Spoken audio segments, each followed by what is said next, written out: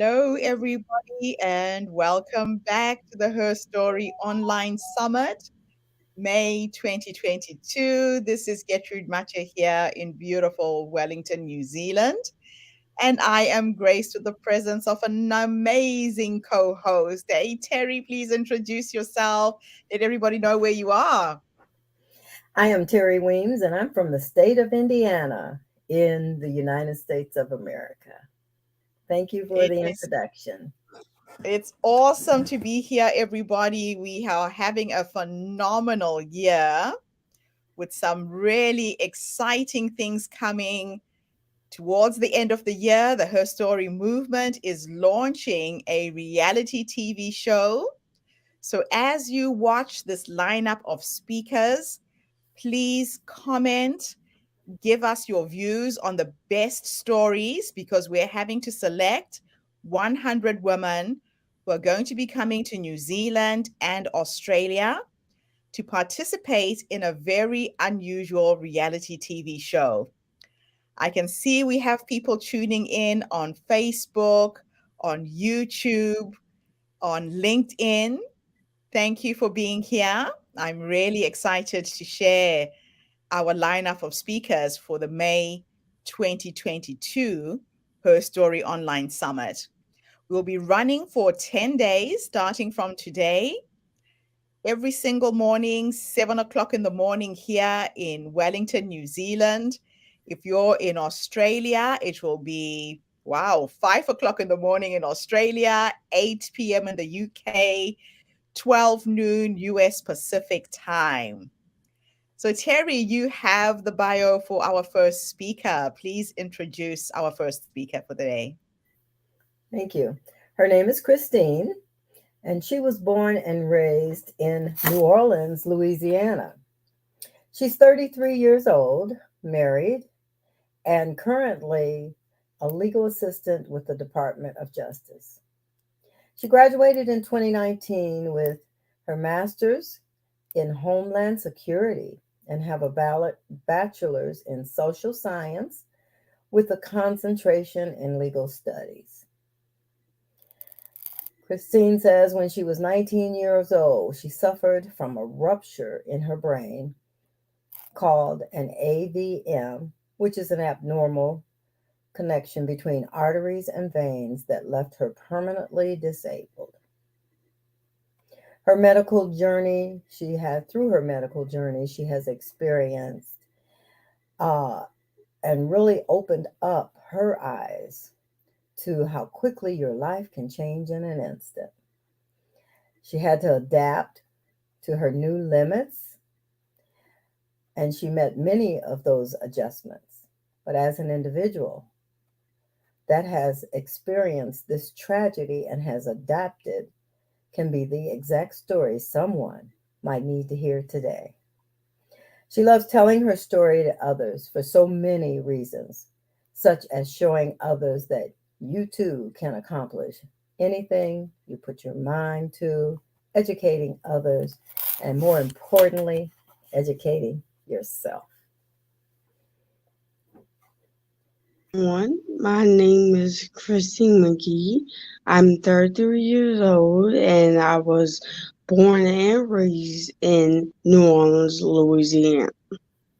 The story that I want to share with everyone is the battle that I had with a health condition that I experienced in 2007. This was a health condition that I did not know I had. It just was a big surprise to me.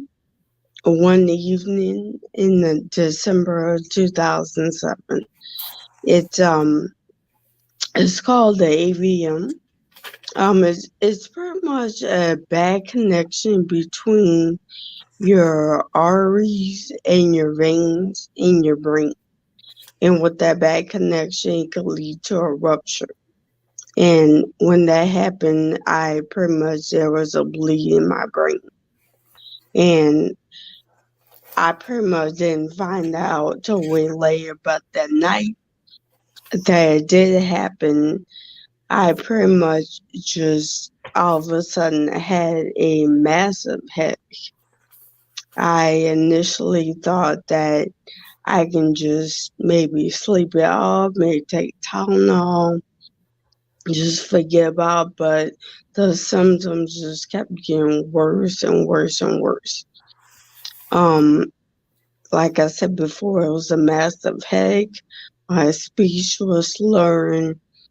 Um, I tried to close my eyes, but the pain was just too much. Um, it was a very hard time, especially at the time living with my girlfriend. She had no idea what was going on. All I said to her was that, okay, I think, yeah, I need to call the ambulance because something serious is happening with me. And once the paramedics did come, they weren't really sure what was going on with me as well. They initially they did assume that it was a drug overdose. Um, so it was. I felt like a lot of time was wasted because maybe they were kind of stereotyping. Since I'm young, I'm a person of color. That they were kind of stereotyping the issue. And then when they eventually decided to take me to the ambulance, take me to the hospital, the only thing I remembered was when I got into the ambulance, I looked back to make sure that my girlfriend got in, and that was it. I didn't remember anything else. So, from what I've been told, I went to the local hospital where they did some tests, and it seems like maybe also at the time we were in a small town in Arkansas. So it seemed like, yeah, there was some stereotyping going on since I'm a person of color. And also that might have to do with my orientation. So it seemed like a lot of delay going on. And it was eventually found out that I did have an avian rupture after all the tests that they ran. And since I was in a small local hospital, I had to be transferred to a bigger hospital in the city in Little Rock, Arkansas. And I was still unconscious. Um, from what I was told, everything failed. Renal failure, my kidneys failed, everything was failing. My blood pressure was so low that I had to get life saving medicine. And that resulted from taking blood from my extremities. So my hands and my toes have been amputated, but that was able to save my life. So, um, pretty much that was the only thing at that moment that was able to keep me going, but I still was not out of the woods. I still was dealing with kidney failure. And it seemed like I'm not sure of all the different things that were done because I was still unconscious, I was in a coma, but I did have dialysis. And little by little, I just started to come around more. And eventually, I did open my eyes. I only remember small instances of different nurses, doctors talking, family members, hearing their voices. It was just small. And then I eventually got transferred to a rehab facility to where I can relearn how to walk and talk. Because at that point, I was still bedridden. And the doctors, just the fact that I woke up was a shock to them. And it would be even more of a shock if I was able to get myself out the bed and learn how to walk and talk. So that was the next step was for me to go to rehabilitation. And from there, for 3 months, that's what I did. I relearned how to walk, talk, um, everything got better. My physical occupational therapy, they were the biggest for me. They got me back to as close to as normal as possible. And the doctors there at that time, yeah, I did have to end up getting my amputations. They couldn't save my hands and toes. So I did end up getting that, but it still saved my life. And that's what I'm just so appreciative for because I was able to still see my family, see my girlfriend who's now my wife, and to go on with our lives and to accomplish everything that I want to accomplish. And I feel like with this gift that I was given, that it can definitely help those who've experienced similar health conditions, those who have had an avian rupture, those who are living with amputations or disability. I'm just glad that I can share what happened to me to show that maybe I can be inspiration. Because even after everything that happened to me, I still was able to go to college. I got my bachelor's in social science. I got my master's in homeland security, and now I'm a legal assistant with the Department of Justice. So I'm really hoping that I can show others that it's not over, once you experience something like this. Once you suffer with a permanent disability. I mean, if anything, that just means that you have more ability to accomplish your goals. So that's all that I really have to show my story, and that hopefully it can inspire other people. Christine, you have been to hell and back, is putting it lightly. You have an incredible, incredible story. Now, what you've described is an issue that impacts a lot of people of color, especially in cases of medical emergencies. When a Black woman is calling for help, a lot of times the first responders stereotype what the issue could be before they even attend to it. Hmm. Your situation was prolonged with people doubting what you were saying, thinking you might have had a drug overdose and you hadn't.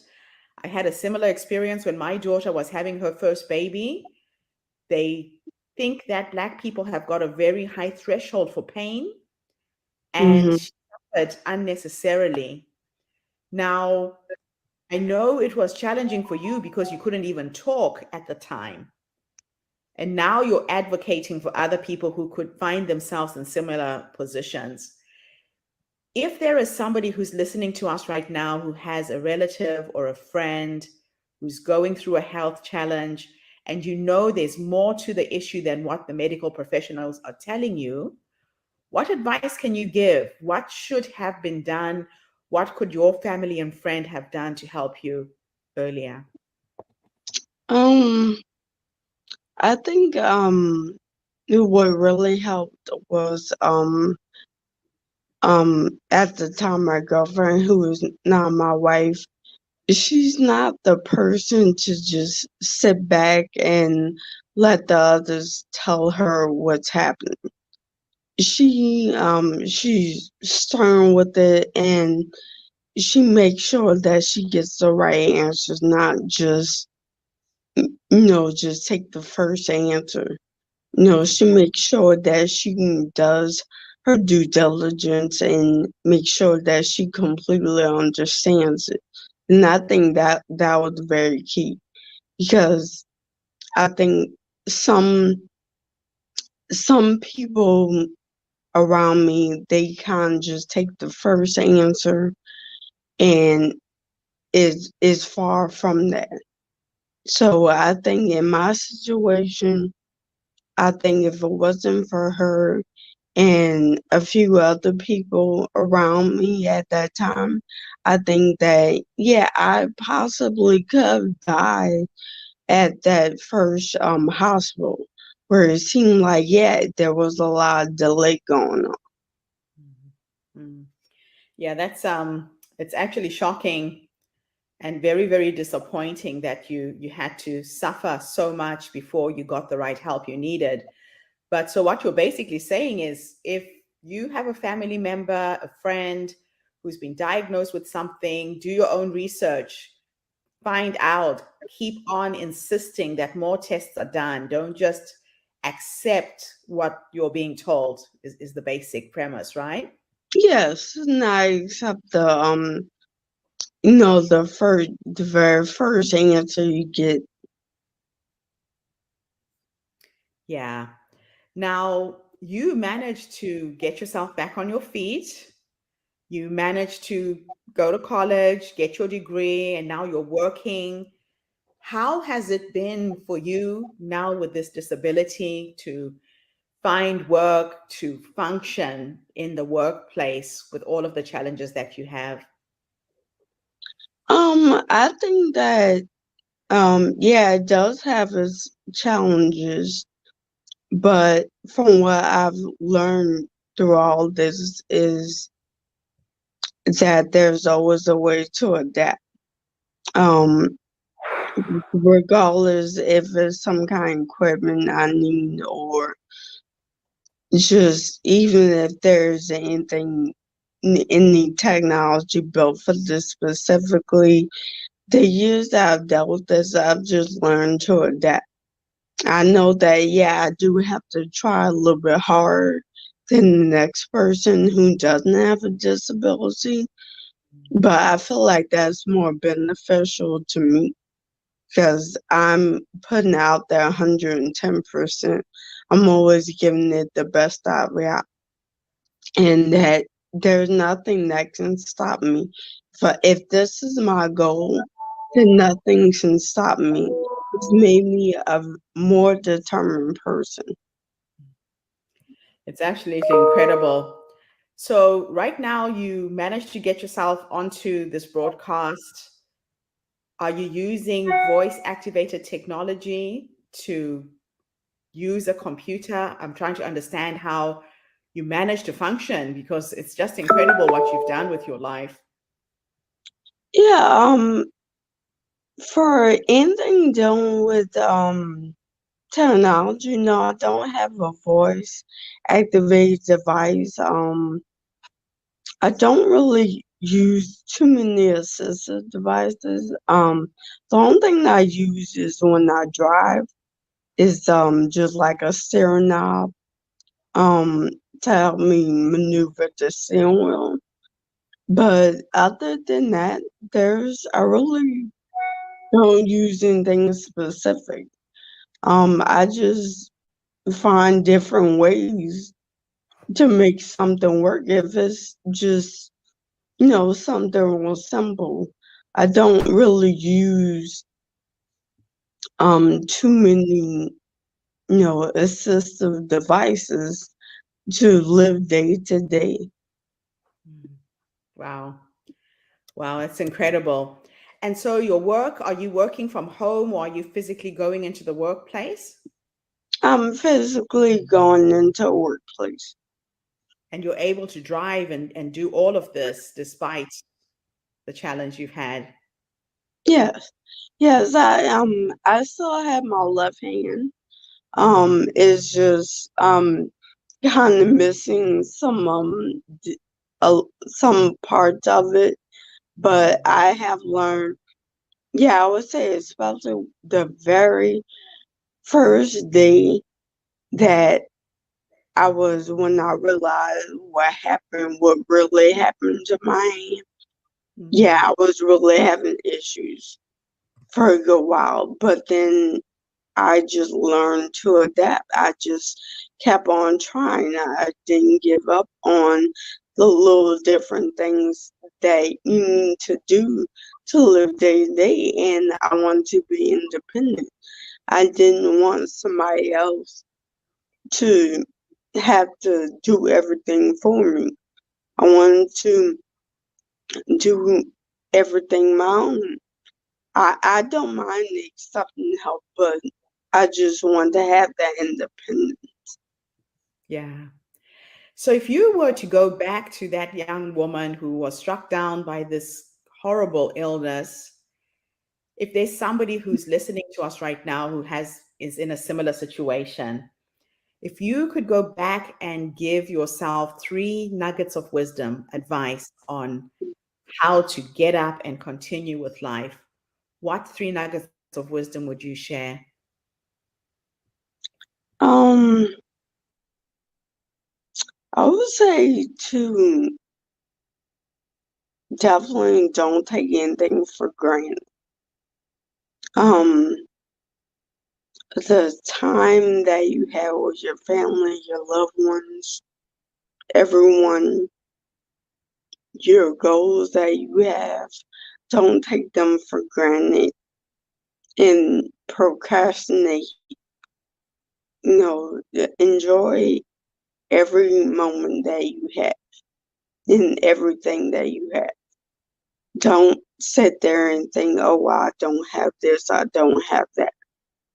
Because just, I feel like before, you know, yeah, nobody probably thinks about how much their hands mean to them. But since I did, that's been the biggest thing that I've missed is having the ability to use my left hand, my right hand. I would say just don't take anything for granted. But my next advice would be is that, of course, life throws you so many different things, and when it does, that doesn't mean you can't still reach your goals. I still have, even back then, before this happened, I still had my goals to marry my wife, have a successful career, and I was still able to do it. I might have gone about it a different way than I expected, but I did not think to myself, oh, well, now, I can't do anything. I can't even get close to what I really wanted.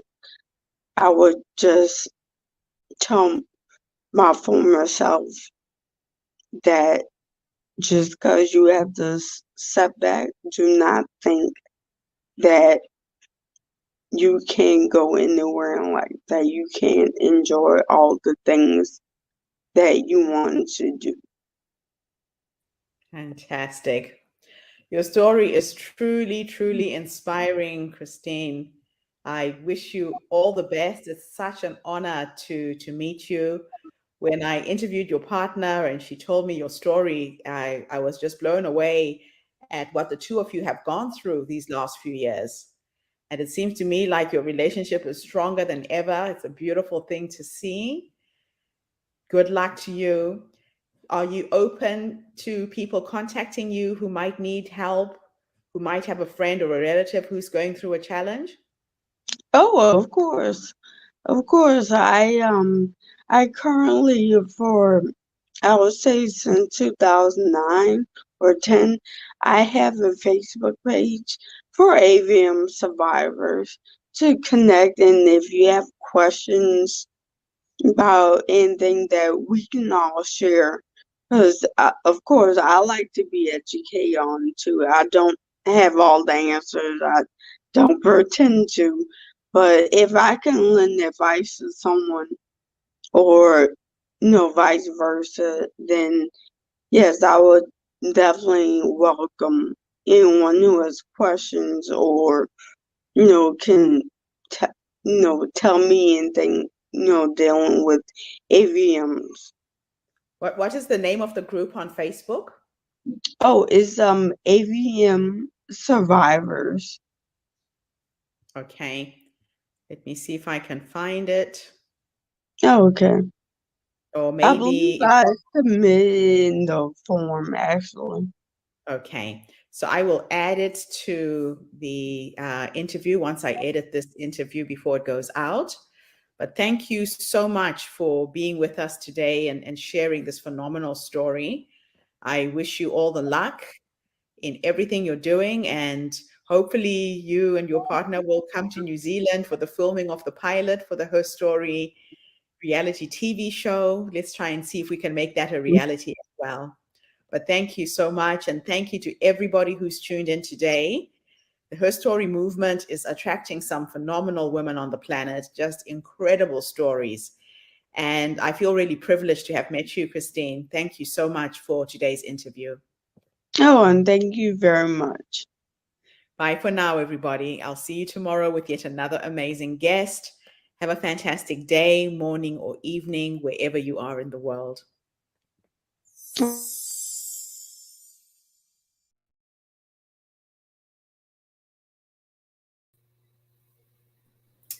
Another incredible story. It's Just fascinating. phenomenal. When I met this young lady, it kind of humbles you in knowing that, you have all your limbs, you're healthy, you're vibrant, you can walk, you can talk. These are the small things that we take for granted when it comes to our health. And she was struck very suddenly, not something she expected to happen to her. And yet, here she is just going on with her life, completing college, working, fully functional with that, all the limitations she has. Absolutely wonderful to watch. Yeah. Gertrude, it's amazing that a young person just kept pushing forward, but we've been through that, and we just know there's got to be something better for me, and I am not giving up because you see athletes competing, and they have limbs missing and all of that, and they know that they just have to push forward because they have their own personal goals and not wanting to be dependent completely on somebody else. It's okay to ask for a little bit of help, Hmm. but be able to do it for yourself. And then if you can't and you've tried every avenue possible, then ask for the help. Yeah. But yeah, Yeah. independence is wonderful. It's just awesome to watch. Now, Velvet is chiming in Brisbane, Australia. Velvet, wonderful to have you with us. She is an incredible human being. Thank you for sharing that. Definitely. So, we will now listen to the story of her partner, and her partner is Twyla. And I think I've got the bio to you there, Terry. Okay, let's see if I have it here. And this is what's happening with the movement. I interview one woman and she shares a part of her own personal story. And then she will mention her partner, her husband, a child, a spouse, and more magical stories unfold. So I got to meet Twyla first. Then she told me about her partner, and I got to interview both of them. So I'm really excited about that connection. When Oh, you're ready, you can read the bio, and I'll cue up the video. okay, I'm ready. Okay. Um, Born and raised in uptown New Orleans, Louisiana, CEO and founder. Twyla is a pet lover, artist, baking connoisseur, and total boss. I like that. She opened her five-star private walking and pet sitting business. NOLA, which is New Orleans, Louisiana, finest pet care LLC, back in 2013. So she hasn't been in business long. She's proud to be New Orleans' first by Black owned pet care business. She recently launched her exclusively for pet lovers line, which covers unique must haves, painted or sketched New Orleans inspired stationery, home decor, clothing, and more that ships everywhere in the US. Yeah, because we do everything for our pets these days. Nola's Finest Pet Care LLC is the only pet business in the area that makes human grade gourmet pet treats with the option of delivery via DoorDash. Right in time for COVID, wasn't it? Oh, Yes. wow. Okay. Twyla's Possum Business is 8A Hudson and SEBD certified. And I don't speak French, but it's lazele something, bon temp. Oh, well, I'm not good in French.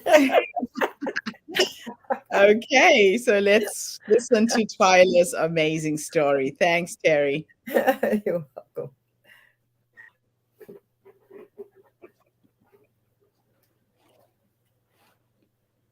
Hi, everybody. I'm Twyla McGee. I'm 33 years old. I'm based in New Orleans, Louisiana. And I'm going to share with you all how my story started with Nola's Finest Pet Care. In 2012, my spouse and I, we had went out of town and we had our cats, and we had a horrible experience with boarding them. And at the time, that was really the only option, was just either boarding them or having a neighbor or a friend come in and check in on them. So when we came back, had a horrible experience, and I sat down and thought to myself, there has got to be another way. Where pet parents aren't, trapped in their house or prisoner in their own home, and then immediately a light bulb went off, in-home pet care service. So I moved back after Katrina. I was living in Arkansas, and so that following year, I moved back to New Orleans, and I started the business and everything. Wow. And that's where it all got started. And actually, I'm New Orleans' first by Black in home pet care service. And even then, it was very few. I think there might have been like maybe two or three other businesses at the time. And now it's really taken off and booming with in home, and it helps people, whether you're traveling, whether you're going to work, if you have senior pets, that can't just get in the car and travel and all of that. And so I'll come to your home and take care of your fur babies and everything. And then the pandemic happened, and so Yes. I got a little creative because with the lockdown nobody was really traveling and people was working from home and whatnot. So I make gourmet human grade treats from scratch, and I sell it on DoorDash, so fur kids have a healthier option for their treats. And I also do artwork that I created throughout the years, and sell like pet dishes. I have something for pet parents too, like mugs and cutting boards and different products like that. And it's just really been an awesome experience. And I love taking care of pets. I feel like I'm their voice, and I help the pet parents and educate them on how to properly take care of their fur babies, different techniques and things like that. Um, so it's just been a really, awesome experience, being able to do that. And especially, I guess as a Black woman too, because apparently there's not too many of us that, take care of pets. But I always grew up with pets. So it's just like it comes natural to me, and I enjoy it and I look forward to it, and I feel very blessed to have the opportunity to do something for a living that I really enjoy and I look forward to doing every day. And it's just really been a really great experience. And since I started in 2013, I've helped so many fur kids, so many pet parents, and it's just been really awesome. And I'm really looking forward to helping more, pets, anywhere I can with, pet parents, with educating them, making the treats and things like that. Soon I'm working on to launch actual food um, for them, have a healthier option as far as that as well, and more of a human grade option. So no more of this byproduct, foolishness. Um, so yeah, it's that's basically how everything started from 2013, and I just kept on with it. There's been challenges. Um, I started this business with nothing, just an idea. I was in my early 20s, so whatever was in my bank account at the time. That's how I got started, and I just kept going with it.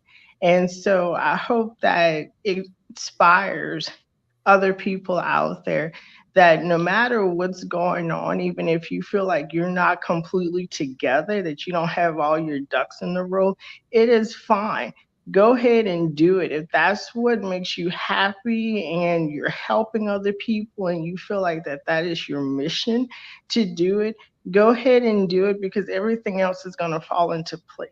And I feel like that is my mission on what I'm here to do, is to help pet parents, to help, fur babies, and give them that voice, because there are so many people where they're still learning, how to properly take care of their pets. And what's so important is because how we take care of them is determines how long of a life that they have and how happy of a life that they have. And there is no pet parent out there that would purposely, do anything to put their pets in harm's way, or do anything to shorten their life. But that just goes to show you how important the education is, so that we don't make the mistakes, you know. So that is very important too. All down to like the littlest things. I teach people, what type of breed of dog is best for your household, things like that. Where we don't really think about, too much, but it's like all of that is really important. And so that's my mission. That's what I do. And I enjoy every second.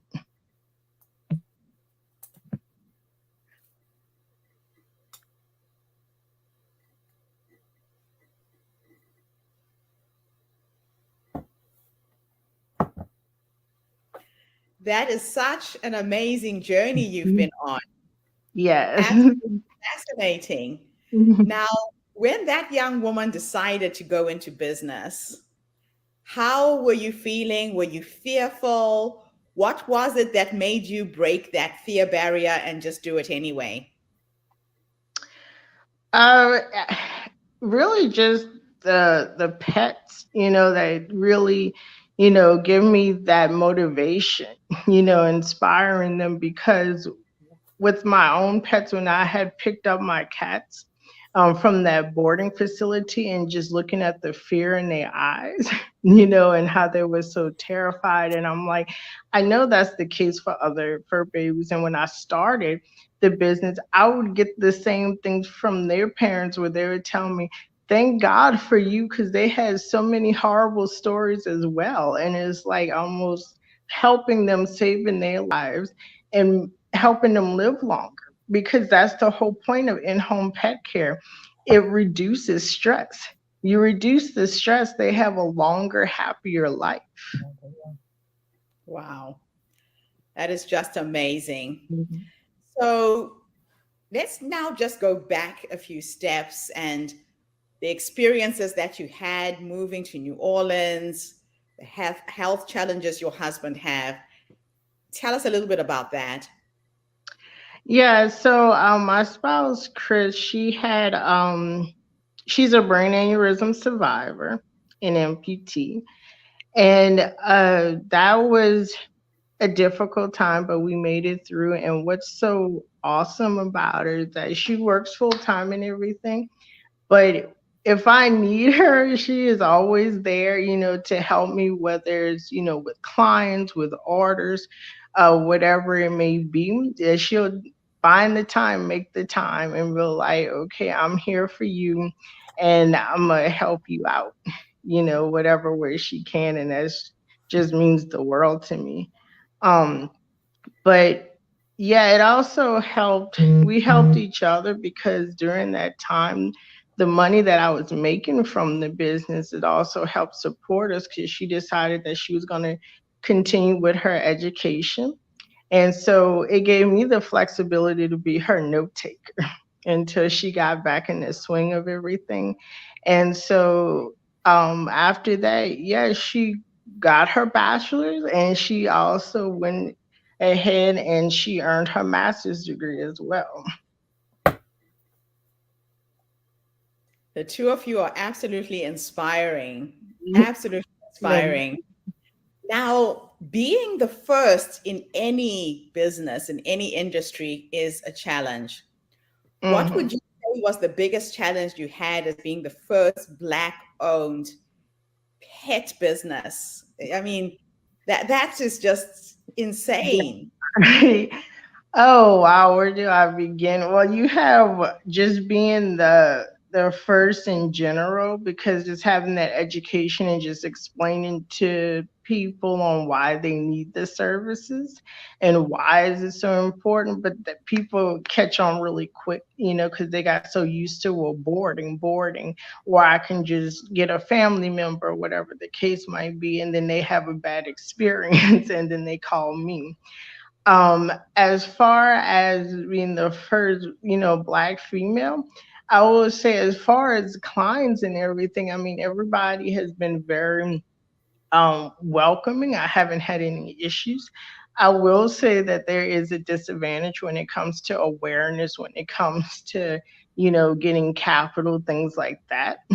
But I'm the type of person where it's like that's not gonna stop me, from what I need to do. This is my mission, and I'm gonna just keep going forward and let God take care of it, and everything else falls into place. It seems to me that you fall on your faith a lot. Yes, It sounds yes, like it's for been sure. a spirit led journey, just knowing that the path is there and God's kind of guiding you to the right place.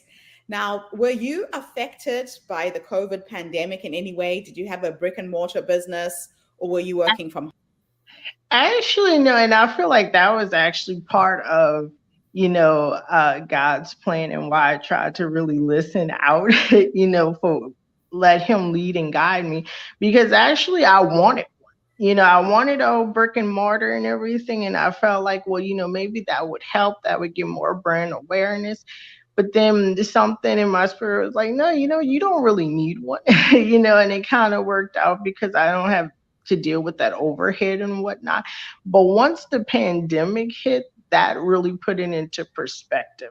And I was like, yes, I did not need that. I didn't need to deal with that struggle. So, I'm grateful for that.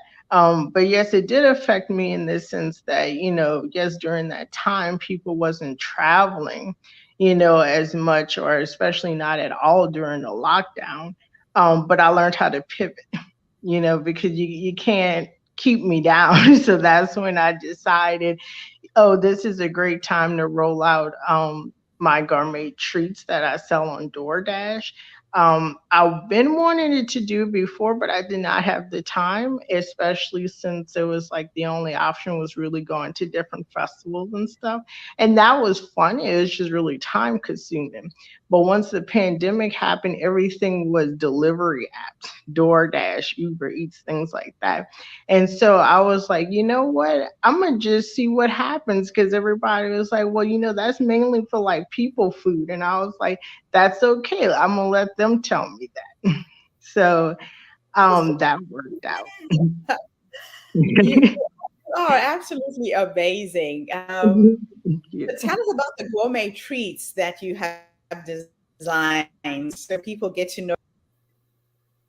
Yeah, so as far as the gourmet treats, they are human grade, and what that means is that I use pet friendly people food. So it's food that you and I eat, but they can also eat it as well, and it's very healthy for them because unlike the stuff that's in the stores, there's no sugar, there's no salt, there's nothing harmful for them. So once again, this is something else that reduces um just anything that would shorten their lifespan, you know. So everything that I do is to help, you know, lengthen their lifespan, make sure that they live in their best life, that they're happy and everything. So I have different flavors. Because during the summertime it gets really hot in New Orleans, so I have popsicles. Okay, and I'll use, you know, fresh fruits and veggies and things like that. And that's on DoorDash. And so if you're locally, if you're in New Orleans or you happen to visit New Orleans, get on the DoorDash app, you know, order your fur baby some treats. As far as my products, I ship that anywhere in the US, and I use my artwork. I'm an artist as well. So I paint and scratch and I'll sketch, and a lot of my artwork is New Orleans inspired.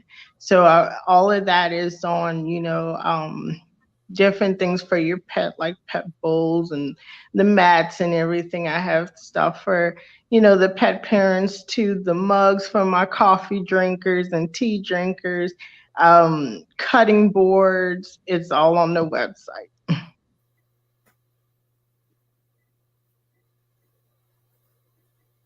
I love the way that you combine all of the aspects of yourself into this business. Your art sounds like it's a very big part of what you do. And so Hmm. you manage to intertwine and infuse the two in a very unique way. So if I was to say time is an illusion and your past, your present exist in the same time, and I could take you back to the past, to that Hmm. woman who had an idea, wanted to start a business.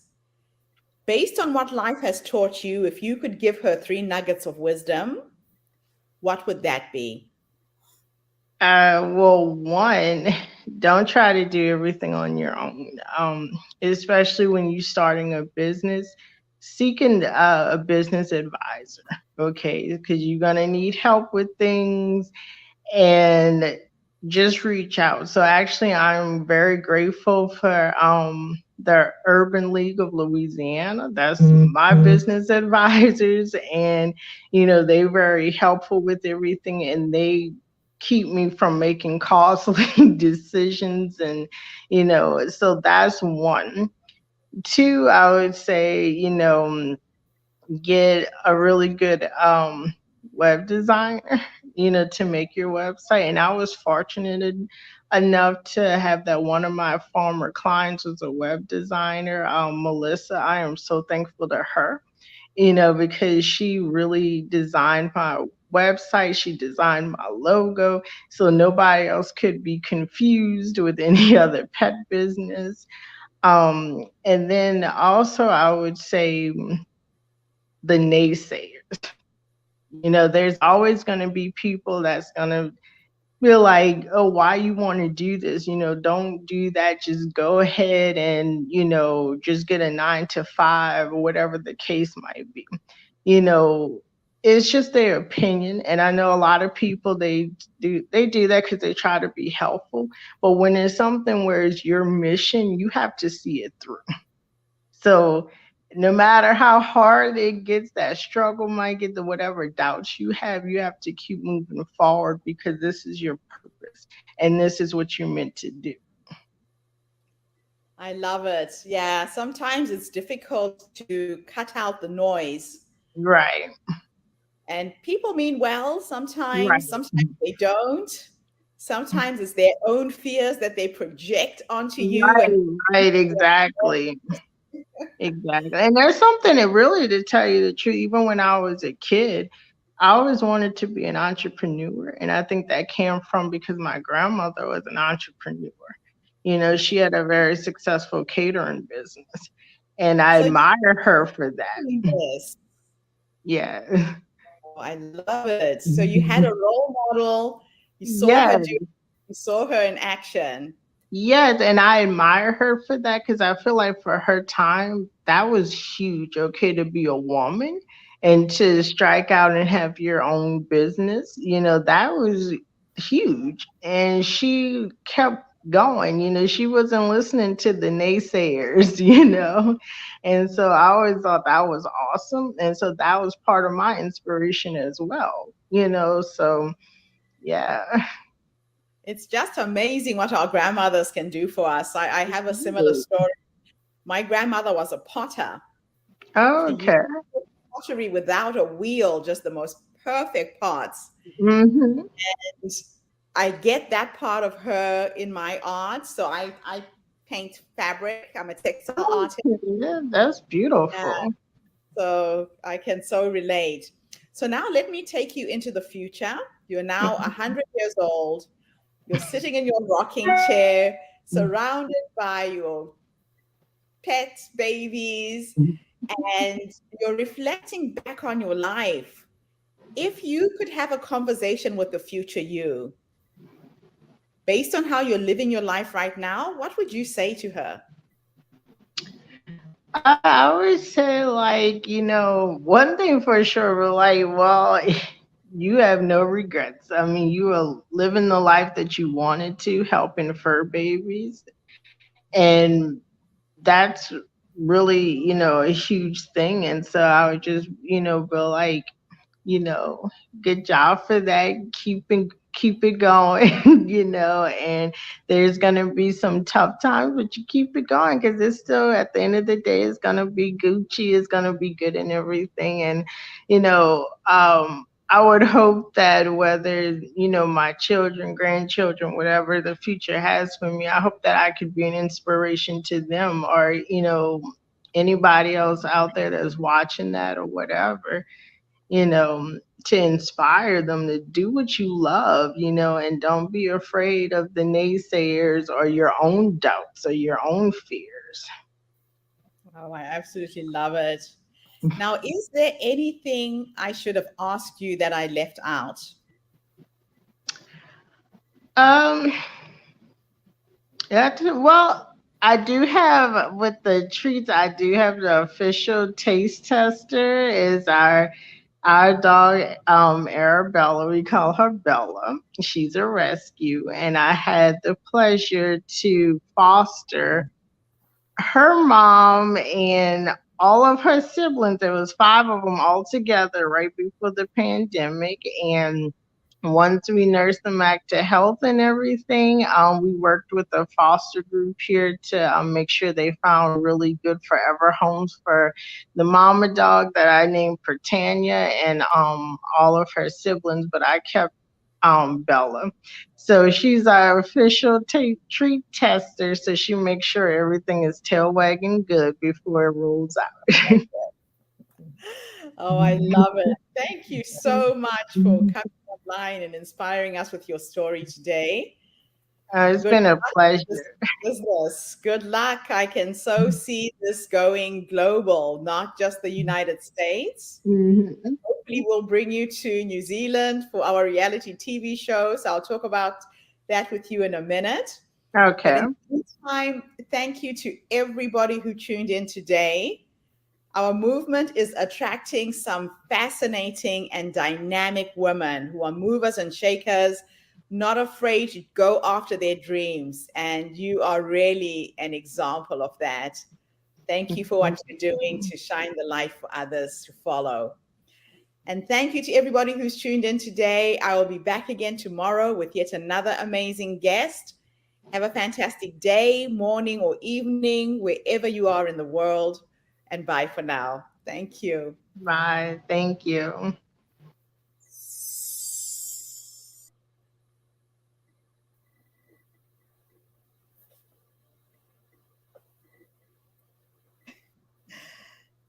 Wonderful. Another amazing young woman, Terry. What do you think of that presentation? Wow. I am amazed that something like that. I've been raised with dogs and animals, and so but I've never gotten to that point where I just want to care for them like that. But she just had a heart for that, and she knew the direction she wanted to go, and she didn't let even the COVID deter her, which was excellent, excellent. Yeah. Both of And them are just incredible. she's also using all of her skills. She is using her artwork, creating that into a product. When the whole pet care thing stopped because of COVID, she got back on her feet and started creating these treats. There are some phenomenal entrepreneurs out there who just don't let anything get in the way. No, she was doing the dishes and everything, and I'm like, wow. And I think she's hit on a very unique niche. Hmm. People are very serious about their pet babies, their fur babies, Definitely. and people will spend a lot of money to make sure that they're taken care of properly. Hmm. So Hmm. I wish you luck, Twyla. Again, we're looking forward to meeting you and Chris in person in December when you I come to can't New wait. Zealand and Australia. I'm so Wonderful. excited to meet both of them. Okay, so moving on to our next speaker. Who do we have next, Terry? We have Kelly O'Hara. Okay. So Kelly was supposed to join us in person. I think maybe something has gone wrong. But if she does come in later, we'll do a Q&A session with her. If you would like to read her bio, I will queue up the video. Okay. Kelly O'Hara. She's a leader in helping entrepreneurs, business leaders, coaches, speakers, authors, and messengers connected with their next client. She'd like to connect them around the globe. Connecting is her goal. And her business is called Speaker Tenuity. And I would imagine it means bringing the speakers in tune with their leadership qualities. She's a business development director. She has speaker relations that she deals with. She's a speaker herself, of course. She works with seasoned and emerging speakers. So she's bringing the speakers in tune with their gifts. She's highly successful business development executive. Um, she also works with strategic partners to integrate the speaker tenuity, and it's trademarked as well, products into their communities and create successful two-way alignments.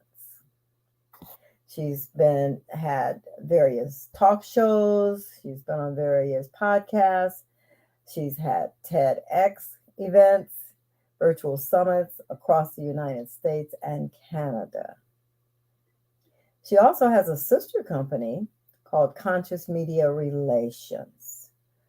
They are currently booking over 10,000 done for you radio and podcast tour interviews all over North America. Besides speaking with Speaker Tenuity, I like that. You can tell, right? They educate and give entrepreneurs and through leaders what they need to strategically book themselves. Okay. And as you, with all of those skills, you know that she has an extensive, extensive bio. And I'm sure, oh, she's here. I see her. Okay. She did join us, and we will be getting her on soon. Thank you, Gertrude. Hi, my name's Kelly O'Hara, and I am 65 years old this month. I live in Rancho Santa Margarita in Orange County in beautiful Southern California. I feel blessed to be a guest on Her Story. Thank you so much, Gertrude. And once invited, I really had to look at my own story and the stories I've chosen and how that's played out for me and how it applies even now. So I thought it would be very apropos to share about the elephant that's been in my living room. And it was always one thing: public speaking.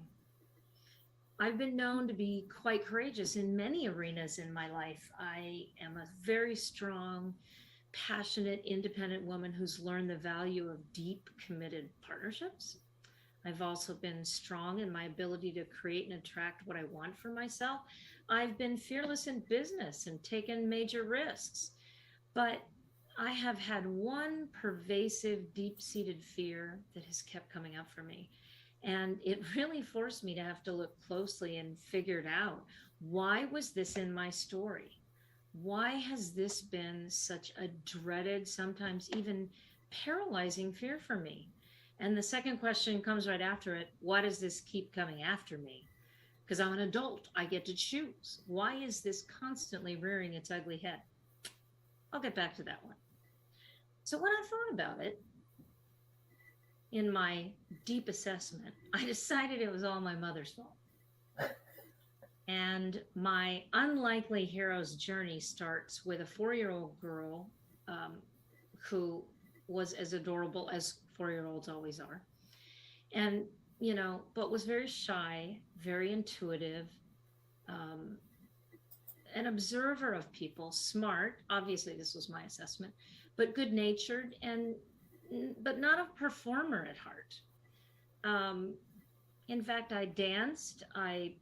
Played. Uh, I played instruments. I There were a lot of things I loved to do, but I just didn't need the crowd.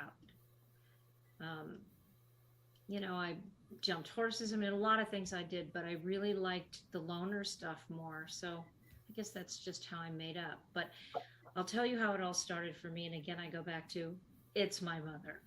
It was a wedding. It was a major production. It was in a massive cathedral. It was a Roman Catholic mass for my cousin Sandra. I remember I think she had 8 bridesmaids and 8 groomsmen were there, and both had huge families on both sides, and all their friends were in attendance, and it was just a full house. And it was decided that I would be a flower girl with my cousin Sherry, who is senior to me by about 4 days, I think. And our job was that we were going to walk up the aisle sprinkling flower petals for my cousin, the bride, to walk through on her life changing approach to the altar. So the scene is set, and the music was playing, the organist was playing, and then suddenly the music stopped, and the priest walked out to the landing, and he made some kind of announcement. And at that moment, the entire room stood up and turned around to look down this long aisle at these 2 darling girls, and I froze. I mean, I was like a deer caught in headlights. I reached for the side of the pew, and I just refused to move. And I remember holding my breath, and the air was so still. And Sherry, my traitorous 4-year-old cousin, she just bounced up the aisle without me in perfect harmony with the music. And I didn't. I just felt paralyzed. And then my mom, who I promise you was a really wonderful mother, and we were very close to the day she died. But at that moment, she came up to me and she pinched me under my arm and she said, "You will move. You can embarrass yourself, but you will not embarrass me." And I don't remember anything after that. I don't, it's a complete blank. The day is just gone from my memory. I don't know if I actually walked up the aisle. I don't know if I don't know if I cried. I don't know what happened, because it was that traumatizing to me, is that I just kind of blocked that from my memory. And my dread of public appearances just didn't end there. My parents, they divorced when I was very young. I was about 3, and they were both very successful entrepreneurs in their own right. And they managed to create interesting and profitable businesses, and they loved their work, and they were very high profile in their chosen professions. And so my experience of the spotlight, it had begun. It continued throughout my childhood. For instance, my mom, she was a couturier and she produced events and she took major designers' lines around the world. And with me in tow, I would be pushed out onto the runway for some designer who created a final children's look and just needed a little girl with a long ponytail to set off their look. So, there were photo shoots and runways and modeling jobs and, lights flashing. And I just hated all of it. I just didn't enjoy the cameras and the tension. I just didn't like it. So all the while, all I wanted was the safety of quiet. I loved to read. I loved art and coloring books, and give me a set of Legos and Lincoln Logs, and I could play for hours by myself in the room on the floor, building elaborate, cities and towns. And I really was very, very good at entertaining myself. And once I got old enough that I could refuse participation gracefully in these public spectacles, I was off the hook and I was happy. And in my mind, it was over. So I set my sight on running things. I like to create things, I like to run them, and I love helping other people get into the limelight. I was determined that I would call the shots and I would assign the tasks and I would not be in spotlight. And now let's talk about the universe. She is a fabulous one, the great sacred unknown. And it's got, a great sense of humor. That's all I can tell you. And I can tell you this, there's no straight line to success. It's got a lot of great, wonderful side streets that you just can't help to go down and check out the view. And it seemed that destiny just kept putting me to the test, because every street I took, every road I took, every job I accepted, every project I expected, every business I created, every time it ended up being my responsibility to deliver the message. Whether it was an event or a launch or a strategic alliance or a charity event, it always required that I had to do some time on the stage. And I've had the opportunity to speak on some major stages and at several worldwide events. And though it's always turned out well and it's been a good experience, I can tell you quite honestly that my anxiety ran insanely high. And I still just have to do it. But I can't tell you that it's always comfortable. And even now in my current work, it is not lost on me that I have joined forces with Speakertunity, which provides speakers and authors and coaches and leaders and entrepreneurs with all the direct access and resources and tools and support to get booked on stages all over North America. Yes, I love helping speakers find and land more stages. Yet once again, here I am, back on a stage. So do you think I've conquered it? My fear of public speaking? No, not 100%. Sometimes I've wrestled it to the ground and sometimes it's wrestled me. But I think I've managed to shrink its looming presence and paralysis, at least to the point that it doesn't stop me. I just think like Nike, just do it. My logic tells me there are bigger things to accomplish in this moment. My fear tells me I may not be comfortable with it, but it's like Nike, just do it anyway. But my soul tells me it's going to be okay, no matter what. Just show up, be myself, and those that this message resonates with will get it. And I'll have to forget the rest. And if I fail in that, I forget maybe a portion of it, or most critical, I forget a name or a fact. Oh, well, there you go. Let my perfectionist scream from the rafters, but I'm still standing. I showed up. And in the end, just gets down to a decision. Is the benefit going to outweigh the risk of exposure or failure or the pain of the dread prior to the event? It always does.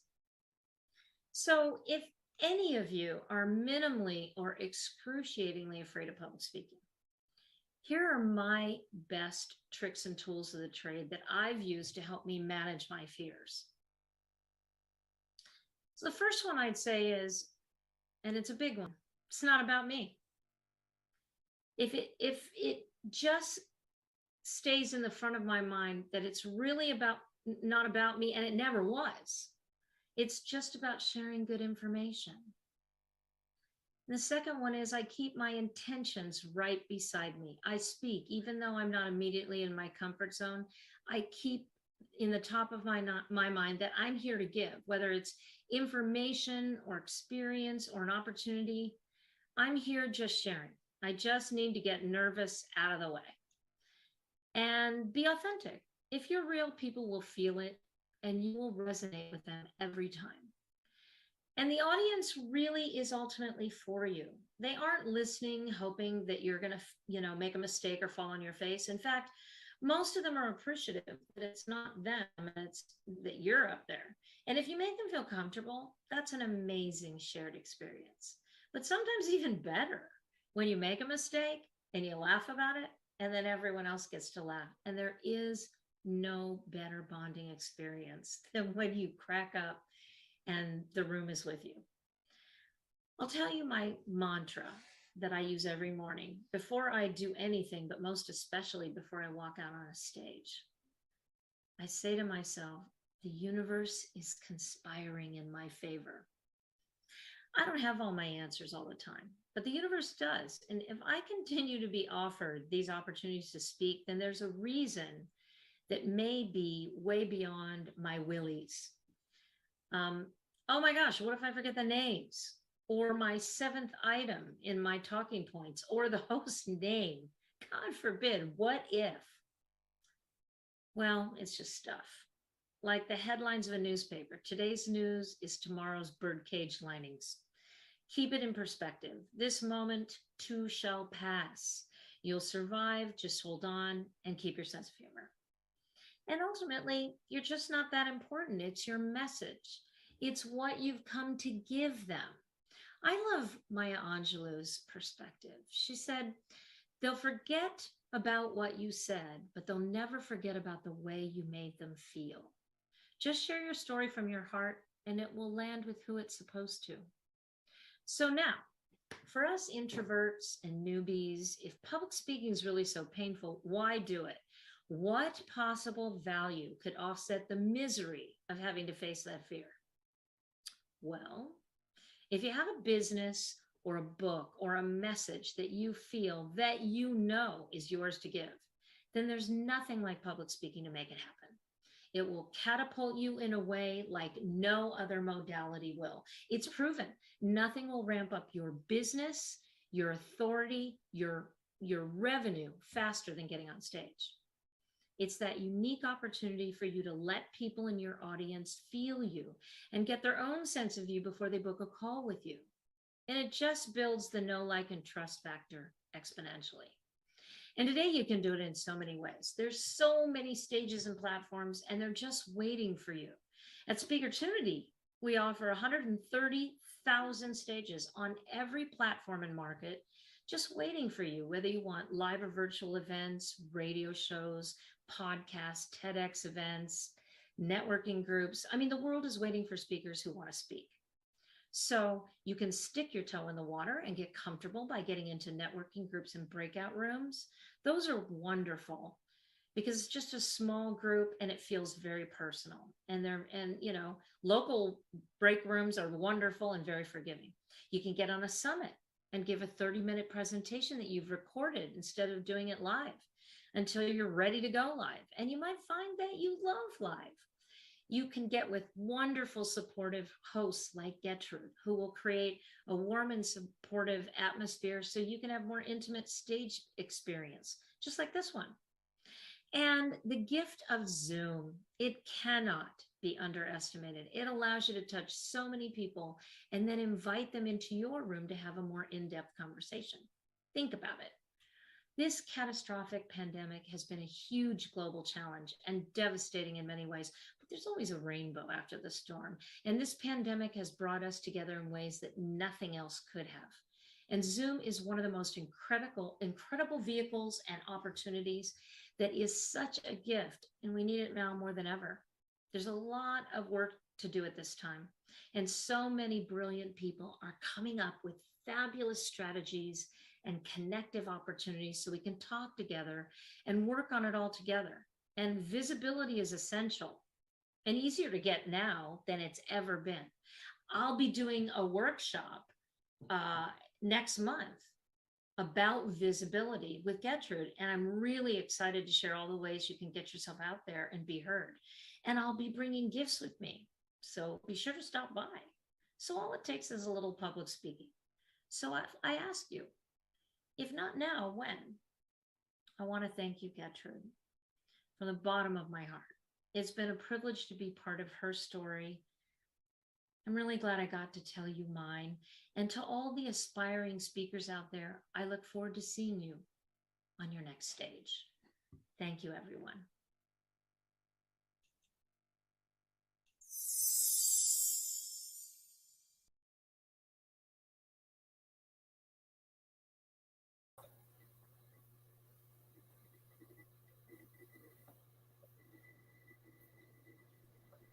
That's a very appropriate presentation for us right now. It is for While me we're especially.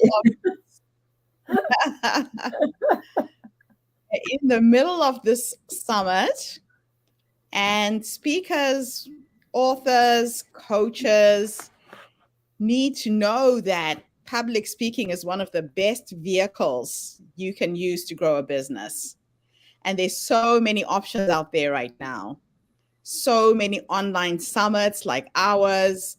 Most of our presentations right now are pre-recorded or doing it live. And I personally prefer the live because there's a different energy that comes when you're in a room full of people and you can see their reactions, you can see how they're responding to your content as opposed to doing it virtually. But the choices are there. And we have partnered with Speakertunity.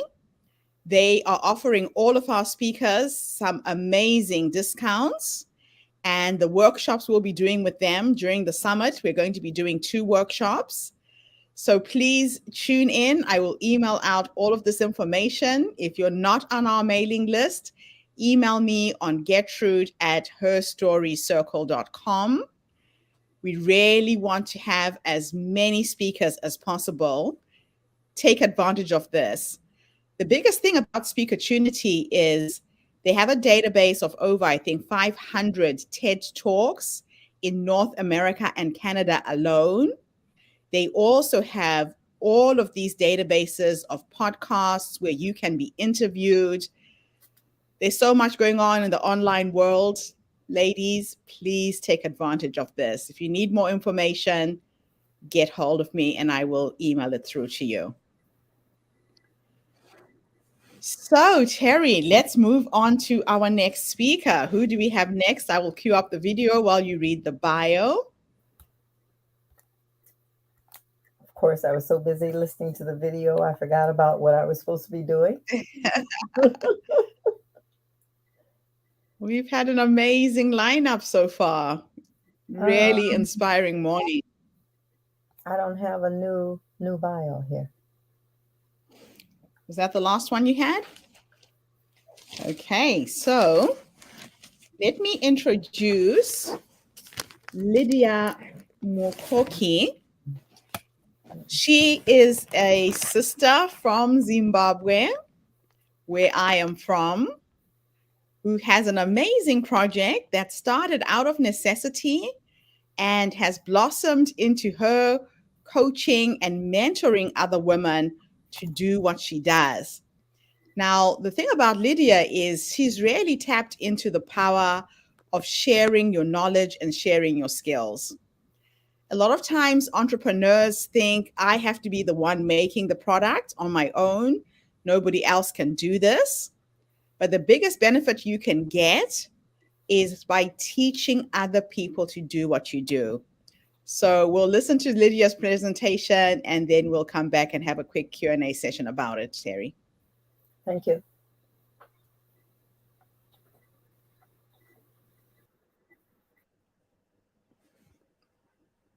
Thank you very much. Hello, everybody. My name is Lydia Mkoki. I was born and bred in Zimbabwe, but I came to South Africa, I migrated to South Africa in 2009. So I'm currently based in Johannesburg, South Africa. I'm a mother of two grown-up boys, and I also have one grandson. In Zimbabwe, growing up in Zimbabwe, my mother used to do a lot of hand knitting and also other handcrafts, which she also taught and imparted on me. So whilst in Zimbabwe, I worked for different organizations, private and in the public sector as well. And but as I was working, I was also trying my hands on small businesses, which I had different magnitudes of successes with those businesses. When I came to South Africa in 2009, I didn't have a job. Then I started volunteering as an administrator at my church. Yeah, after volunteering for about a year, I met this other South African woman who was running a laundromat in Pretoria. I was staying in Pretoria then. So she was going to open a new one in near a place where she was staying. And so she could not run both laundromats, the one in the CBD and the one in the area where she was going to stay. So she offered me to buy. She was selling this other shop in town. So I partnered with my friend and we bought that laundromat. We ran that laundromat for just over a year with my friend. But I was then called at the church where I in earlier volunteered. They now wanted to employ me full time. So I took up that position and it became difficult for me to work full time as well as run the shop with my friend. I then pulled out of the business and left my friend to continue running with the laundromat. So whilst I was working at the church again, I think it was about 3 years later, me and my husband bought a truck and a 34-ton trailer, and we started a trucking business. That business, we had problems with it. We had got a contract to ferry some sugarcane in the Durban area, and that the truck would frequently break down, and each time it costed us money as we could not meet our customers' demands and deadlines. So we found ourselves running into deep debt, and we nearly lost our house because we had also used our house as collateral for the capital that we used to buy the truck. So with that having happened, I then thought to myself, I needed to look for something to do so that we could get ourselves out of this debt that we're now finding ourselves in. So one of the weekends, I went to a Chinese mall just scouting for something which I could maybe buy and sell to at a profit. So as I was just going through the shops at that mall, I went into this other shop which sold beads and everything to do with the jewelry. In that shop, I saw this other woman. She was from Kenya, and she was buying a lot of stock. And there was also a lady from Zimbabwe who was a shop assistant in that shop who was assisting him. So I struck a conversation with these two ladies, and this I got to learn that this lady was buying stock to make jewelry to send back to her home in Kenya, where she used to sell the jewelry. So I then also got interested and asked her how it's done. Would she be able to teach me? And she said she could teach me, although she was currently busy with trying to get some stock ready to send back home. She then advised me on what I needed to buy for the initial things to buy, the initial basic tools to buy, and the basic things to I needed for me to start doing the bidding.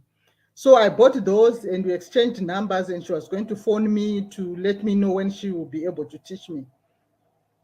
But anyway, when I got home that very weekend, I spent the rest of the weekend just experimenting and trying to teach myself how to do bidding.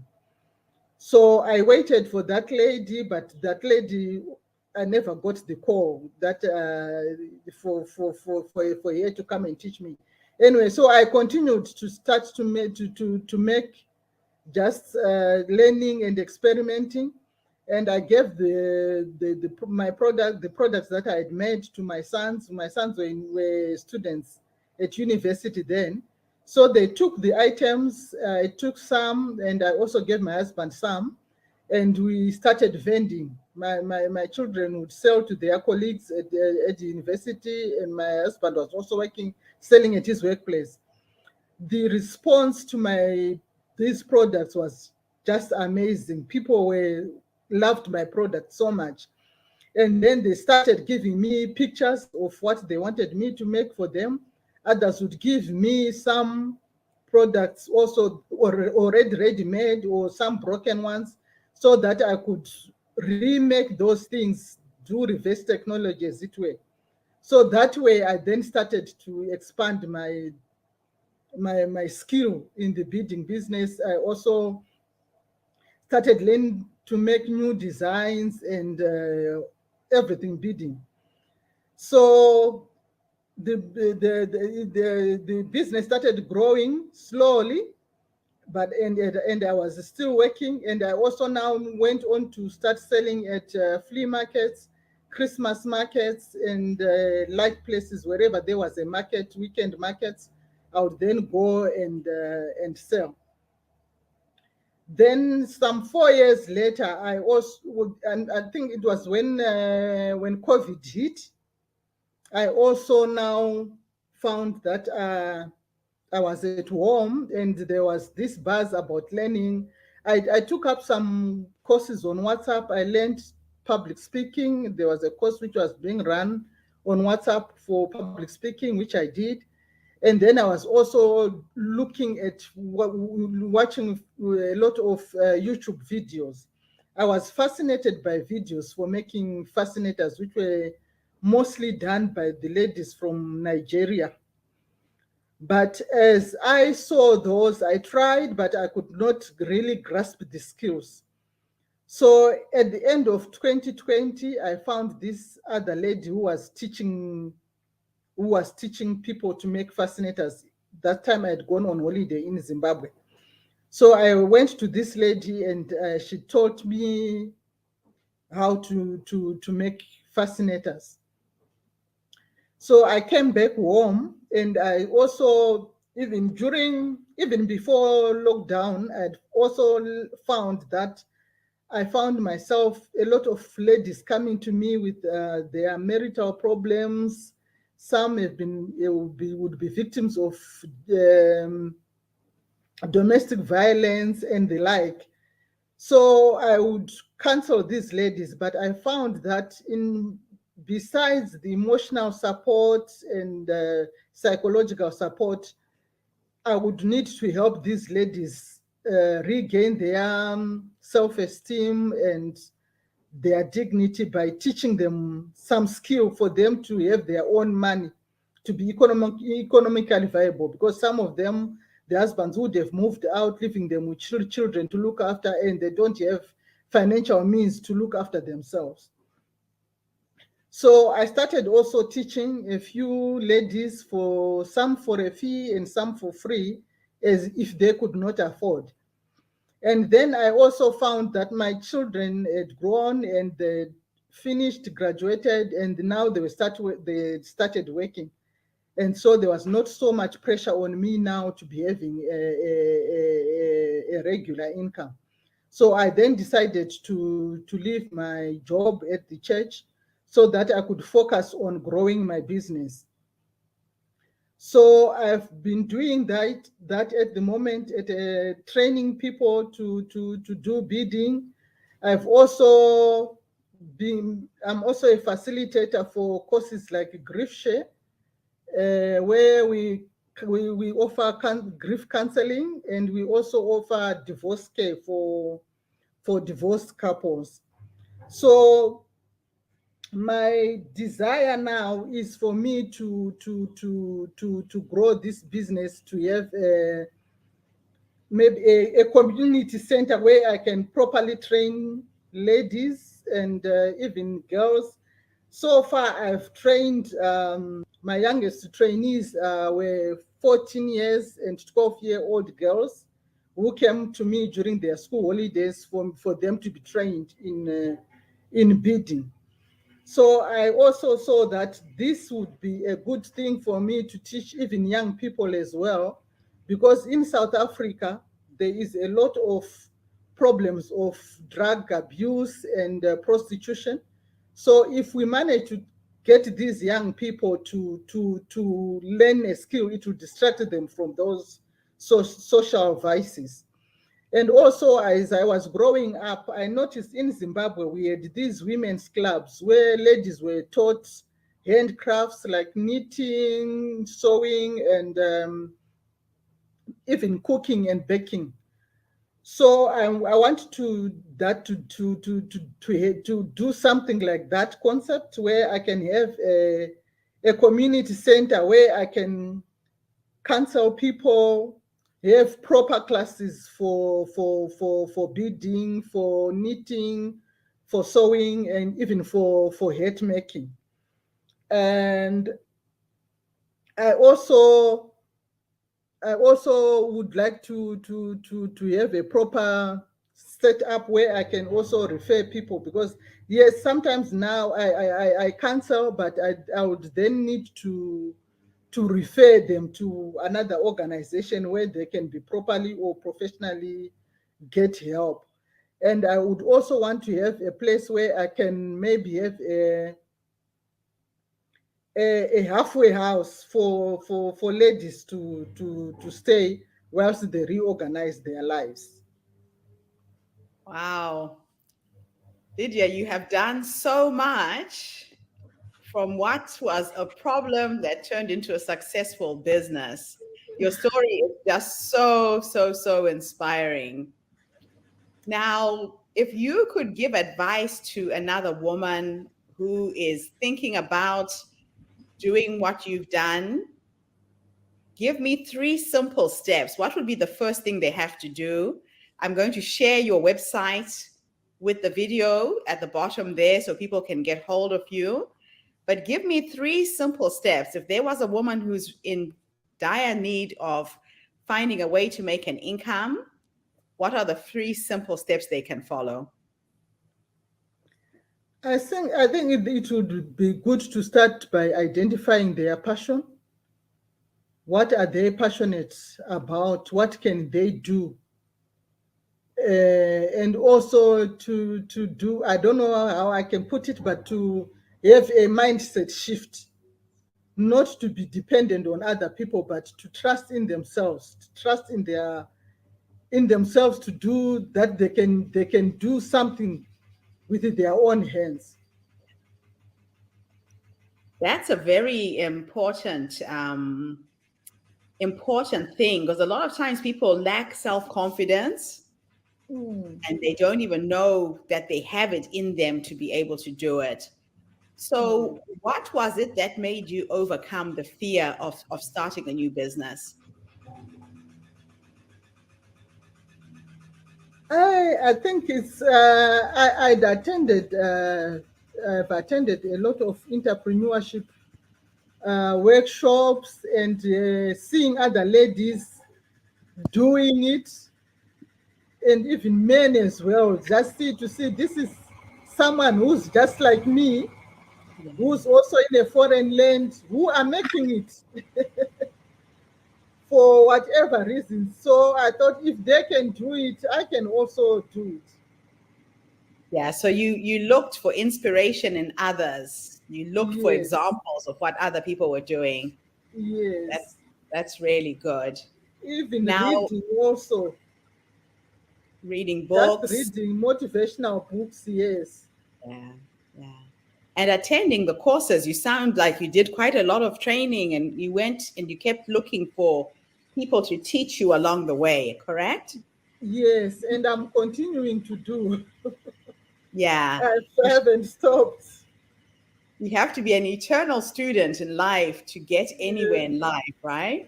yes, true. That's very true. Love it. I That's love it. very true. So now your vision is to create this halfway home, a space where women who are in trouble, who are needing support, can come, be mentored, be coached, and they can get Yes. help, correct? Yes. And it will be based there in Johannesburg in South Africa. Yes. Okay, so that's your base. Any Yes. ideas of going back home to Zimbabwe and doing the same thing? Yes, they are. If an opportunity does come. In fact, Yes, I've got a piece of land in Zimbabwe, but there's no building there. So I would need to perhaps start by building. right. Yes. But you've got land in Zim that you could potentially use. Yes, I've got it's a 2 hectare plot in Norton. Okay. That's Yes. exciting because one of the things we're trying to do is to get women who are in the diaspora who have land back home that can be used for farming, chicken projects. Maybe we could even do a training center with your beading, that kind Yes. of thing. Because everybody's Yes. looking for ways to make money, find things they can sell and export. Yes. Like I'm saying, growing up, there were these women's clubs which are no longer in existence. If we Yes. bring back that concept, people can do more than just self-sustaining their families. They can even do for export as well. Like I'm saying, this lady I saw was doing business, was doing the bidding and sending back home to her home in Kenya, and said Yeah. there's a vibrant market for those things in Kenya. Yeah, so it's again finding other markets where you can export the goods and sell them Yes, wholesale, sell them in bulk. Well, I love your project. This is so exciting. yes. I I think what I didn't mention as well is, especially with my heads, I'm supplying one boutique in Zimbabwe, in Harare. uh, There's a boutique that I'm supplying some hats every now and again. They send me orders. So if we can have more of us doing that, the yeah, market is already there in Zimbabwe. We can fantastic. then maybe increase and find other boutiques to supply. Yes, yes, Mm. definitely. Well, this is really exciting. I am just so inspired with what you've done. You didn't let the hardships that were coming against you to hold you back, and you kept going forward. So good luck with everything. And one of the things we'd love to do is to see if we can attract some kind of an investor who can invest in your project so you can start the halfway home there in South Africa, maybe utilize the land you have in Zimbabwe as well. So Thank you thank you so so much. much for coming on the show. If I can ask you one last question, Yes. where do you see yourself 10 years from now? Where do you want this business to go? Like I said, I want it to be a big project where I can empower as many women and children and youth as possible to create jobs, empower them to create their own businesses. Yes. And Yeah. also, we can have a market, like I'm saying now, do have a market, but I'm not marketing aggressively, although I can see that there are people who want my projects, like shops in South Africa, like Mr. Price, they buy jewelry from China, which is not so good quality. Yes. So if there are many of us, we have a big cooperative where we can do this. We can supply departmental stores with our products. Yeah. So it's a matter of creating a cooperative so you can Yes, go to market in bulk. yes, Yeah. Yeah. I and like look that for idea. export markets as well.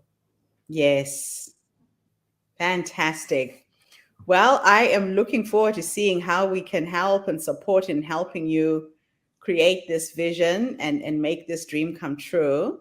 I really think you're onto something with this project. I was a jewelry maker. I paid my way through university in Cape Town, making necklaces, making clothes, and Mm. paid for a 3-year degree that way. So I Oh, understand exactly where you are. And I think you've hit on a very, very magical business. So thank thank you you. to everybody who has come online to listen to this amazing presentation. If you are inspired to connect with Lydia, there is her website at the bottom of the screen. If you want her direct phone number, send me a message on Facebook, on LinkedIn, on Twitter, on Instagram, and I can link you directly with her. And let's see if we can help bring this amazing vision into being. Lydia, thank you so much for the interview. Thank you so, so much. I do appreciate the opportunity. Good luck Wonderful. with all your future endeavors as well. I look forward to be working more with you. So do I. Thank you. Thank you, Thank you. everybody. I'll be back tomorrow with yet another amazing guest. Have a fantastic day, morning, or evening, wherever you are in the world. Bye for now. Thank you, Lydia. Bye bye. Bye.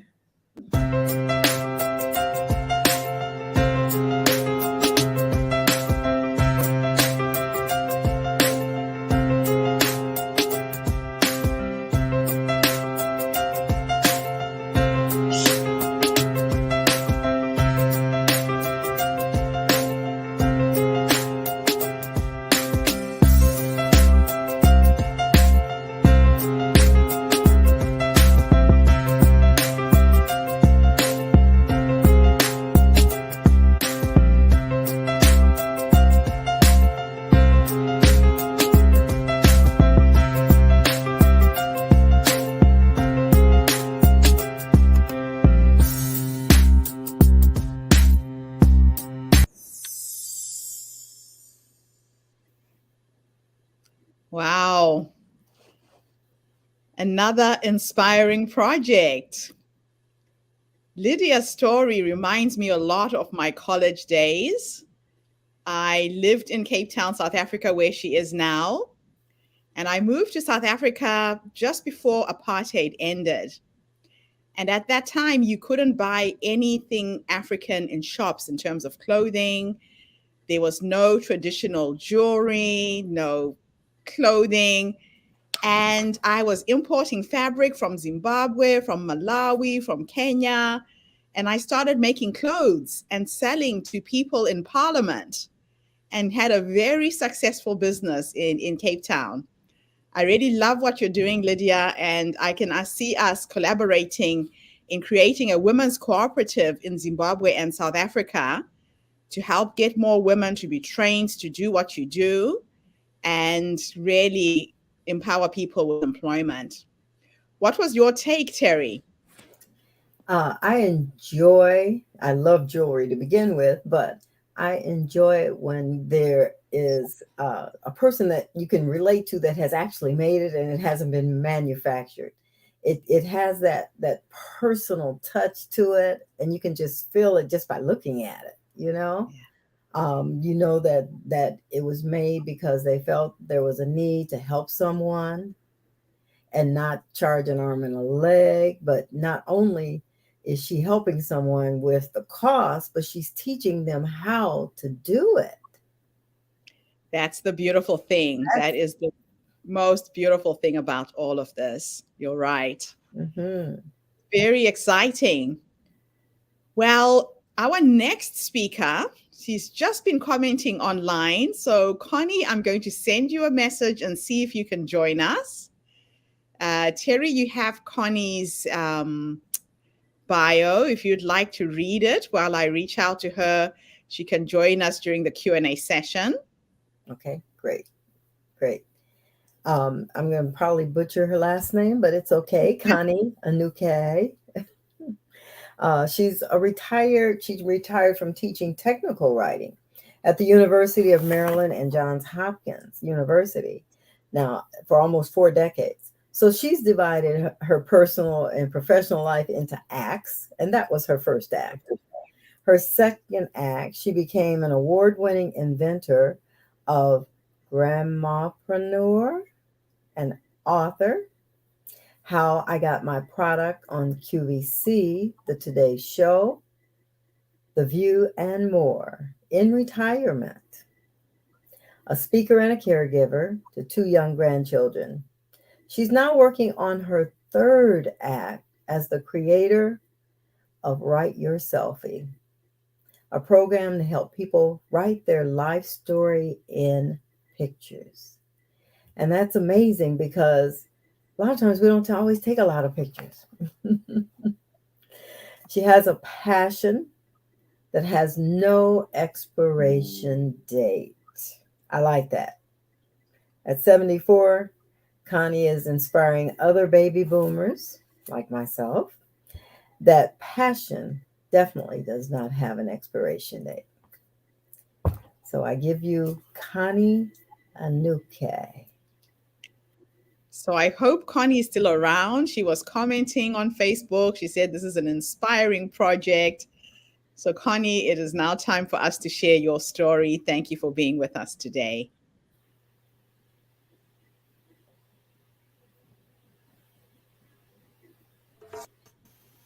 Hi, my name is Connie Inukai, and I live in North Potomac, Maryland, in the United States. I'm 74 years old, and I'm so excited to be on this show and talk to Gertrude and tell my story.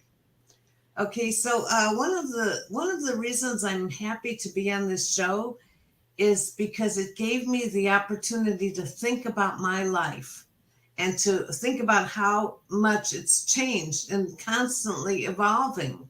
So I'm going to tell you my life that I'm going to talk about now started when I was age 68. Because before that time, I was a college professor. I was teaching technical writing at the University of Maryland and Johns Hopkins University for 4 decades. Okay, I worked really hard. It was an incredible job, very stressful, but I worked very hard, and I raised 3 children in the process. So after I turned 68, I quit my job and my life turned in a whole new direction.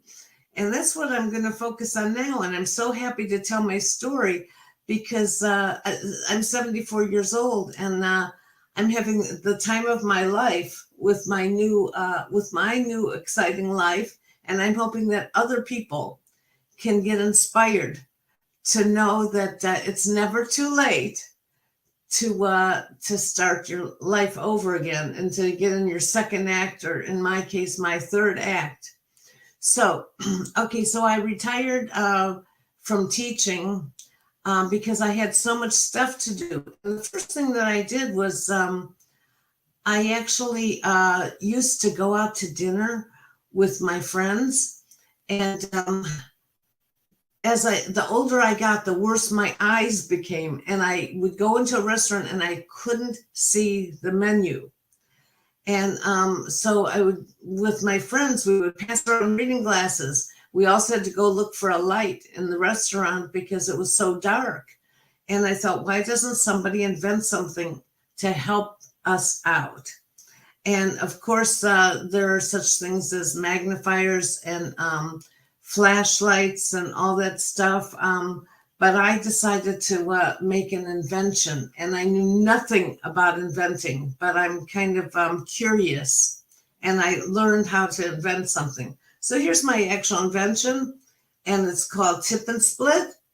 And what it does is it actually has a magnifier, so you can read the small print on the menu and on the bill. It has a light in the back, so you can see it when it's a dark restaurant and you don't have to go around looking for a candle. And it can also figure out the tip and split the bill in 3 seconds. Now, what was I doing being an inventor? Well, nothing holds me back because I was finished teaching. I had my time to myself. So I studied all about inventing. And I learned how to manufacture this product. And then I actually, because I was a writing teacher, I decided to write a book about it. And this is my book, and it's called How I Got My Product on QVC, The Today Show, The View, and more in my retirement. So because I want to help other people learn what to do when you're an inventor and how you get publicity. Okay, so that's the book that I wrote. And then I became friends with lots of inventors. mostly through Facebook, and I knew nothing about social media when I got started. It wasn't on Facebook. And so, but I met up with other inventors, and I learned how to actually scale my business. So one of my inventor friends actually wrote a book, and I didn't realize it, but there are only 7% of inventors are women, and who knew that? So he actually called me up. His name is Robert Bear, and he asked me if I would be a part of his book, and he wanted me to give a quote. So I thought a little bit about it, and all of the inventors that he picked gave really long explanations about inventing, and I gave the shortest one of all, and it says, when we were children, we were curious about things around us. When does this change? Why does it have to change? I'm proud to be a trailblazer among women inventors and never lose my sense of curiosity. So I am really proud of that, because this is my whole life. Just because I'm old, it doesn't mean I'm dead. And I'm just as curious as ever, learning new things all the time. And I believe it keeps me young. So I'm really proud of all that I've been doing. And I found that now that I'm retired, I have less time than ever, because I work all the time learning new things, how to keep up with other people in the industry. Because you see, I'm an inventor, and most of the inventors are in their 30s, and they know all about technology. I'm learning everything. So so I'm having a very good time of it. So then COVID came around, and I did a little pivot, because of my age. I didn't go out to eat in restaurants at all, and I didn't want to encourage people to go out and eat in restaurants. And my invention is for people to eat in restaurants, so I kind of put it on hold and tried to do something else. And my main goal is to provide products for older people. Why not? Because we need things too. So what I did is, the beginning of COVID, I decided that I wanted to write a book about my life, because I now have 6 grandchildren, and I want them to know about me long after I'm gone. This is one of the problems when you're not living with your grandchildren. They don't know about you. And if you're a celebrity, everybody knows everything about you from social media. But I'm just a normal person. So I decided to write my book. And this is actually my book. I want my grandchildren to know that grandma used to be young once too. And that's me. Okay. I think I was about 2 years old. And I'm in this book, I'm telling my story, because after I'm gone, nobody's going to know about my story, which includes my ancestry, which is their ancestry also.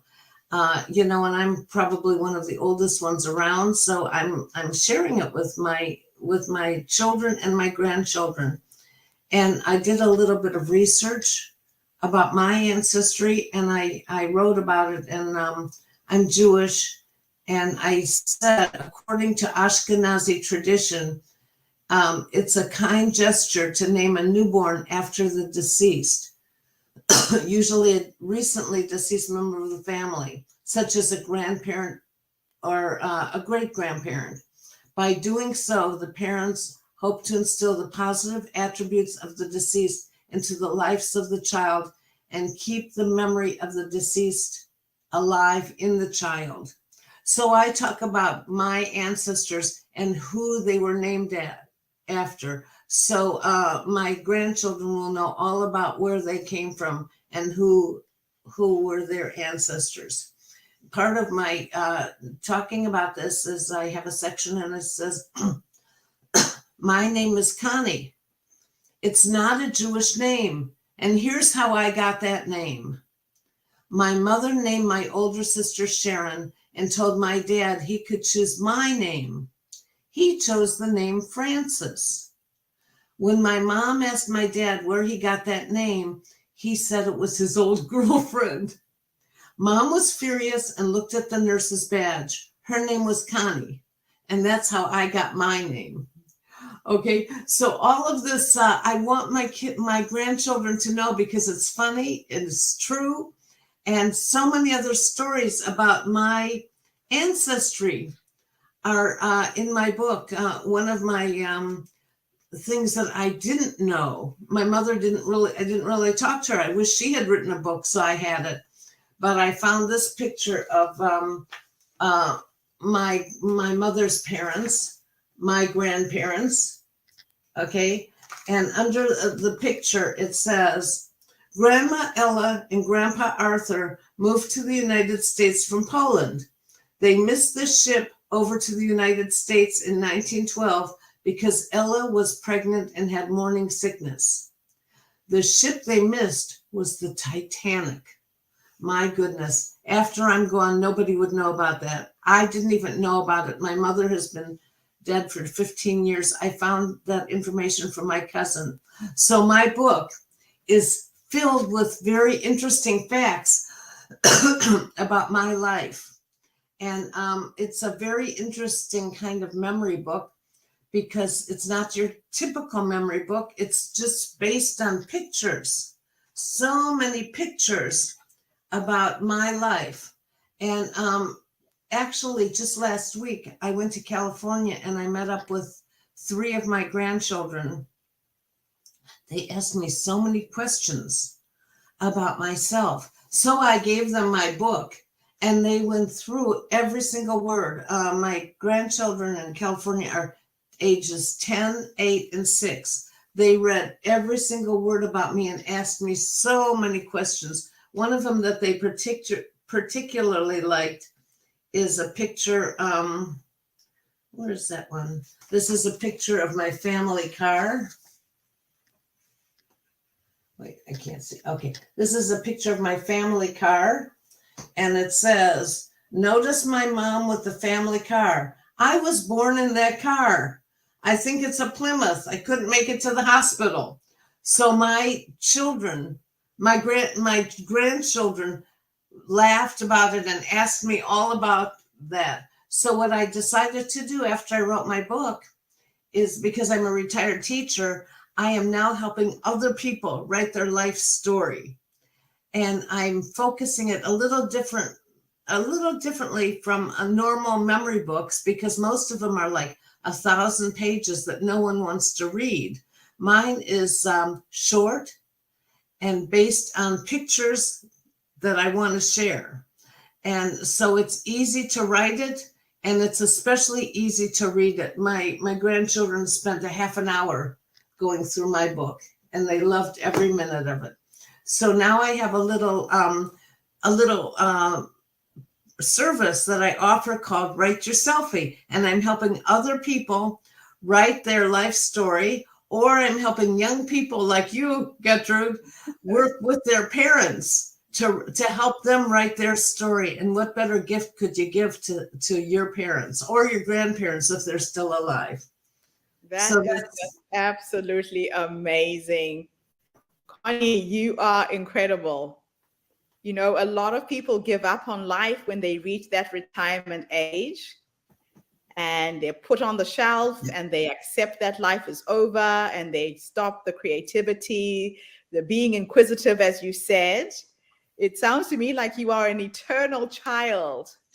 Thank you for noticing that. Yeah, I'm really so happy. You know, I'm so blessed with my life, and that I don't let people tell me, you know, you can't do that anymore. Yes. You're supposed to just sit in your rocking chair. No.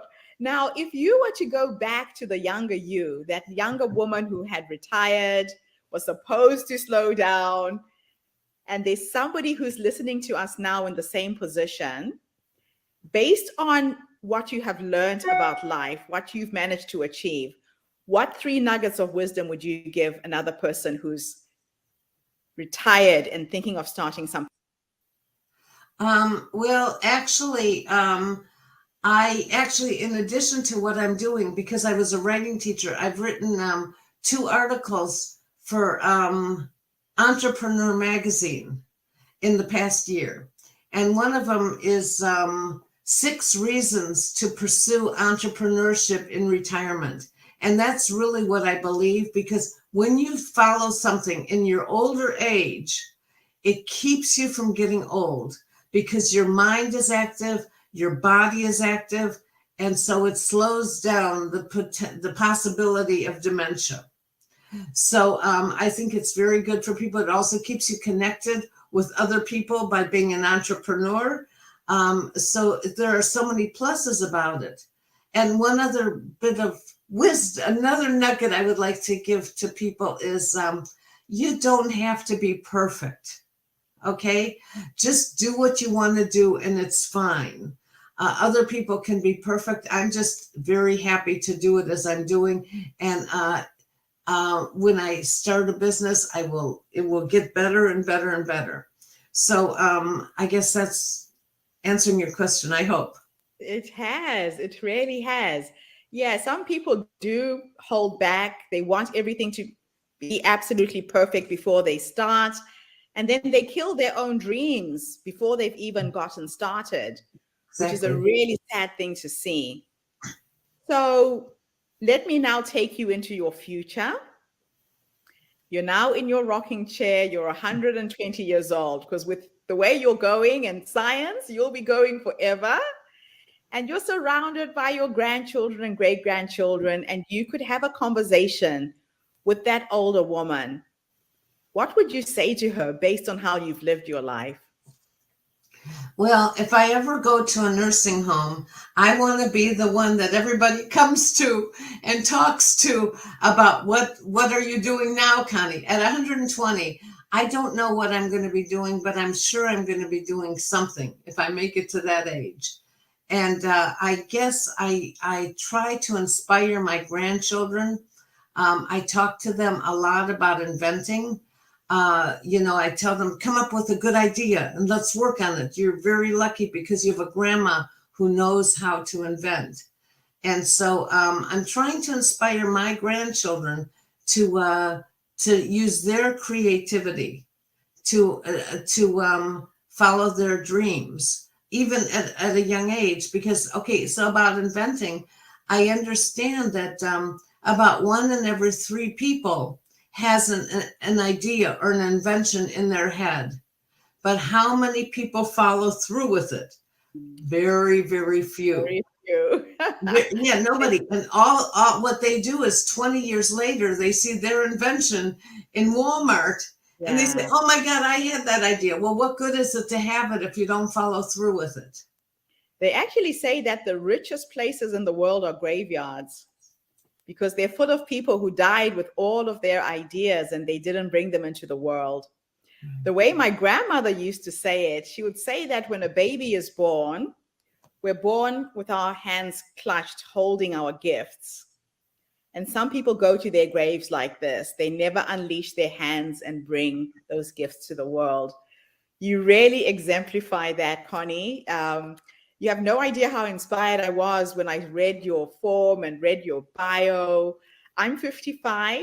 I'm a new grandmother. So my daughter just had a baby. He's 8 months old.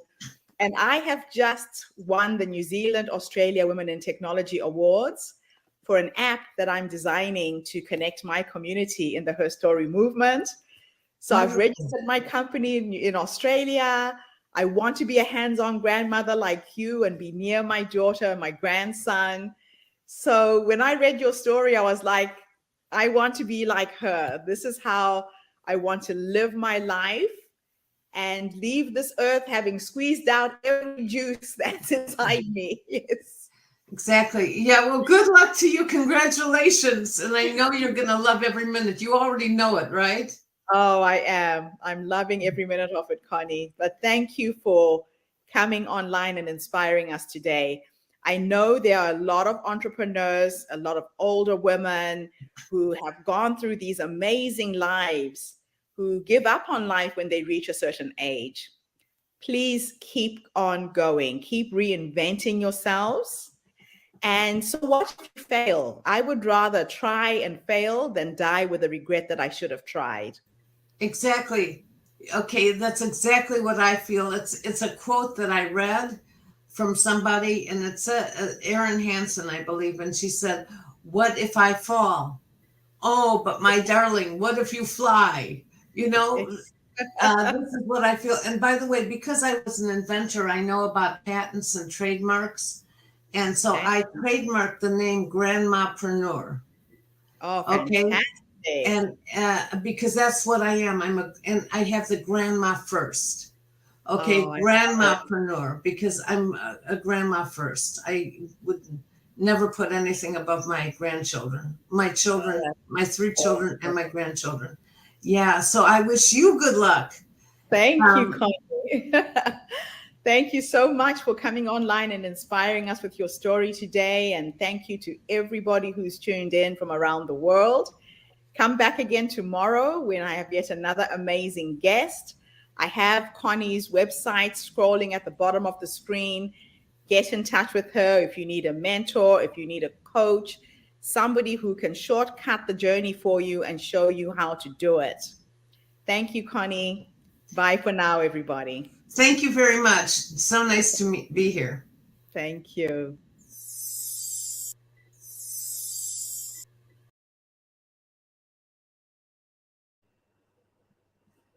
Wow.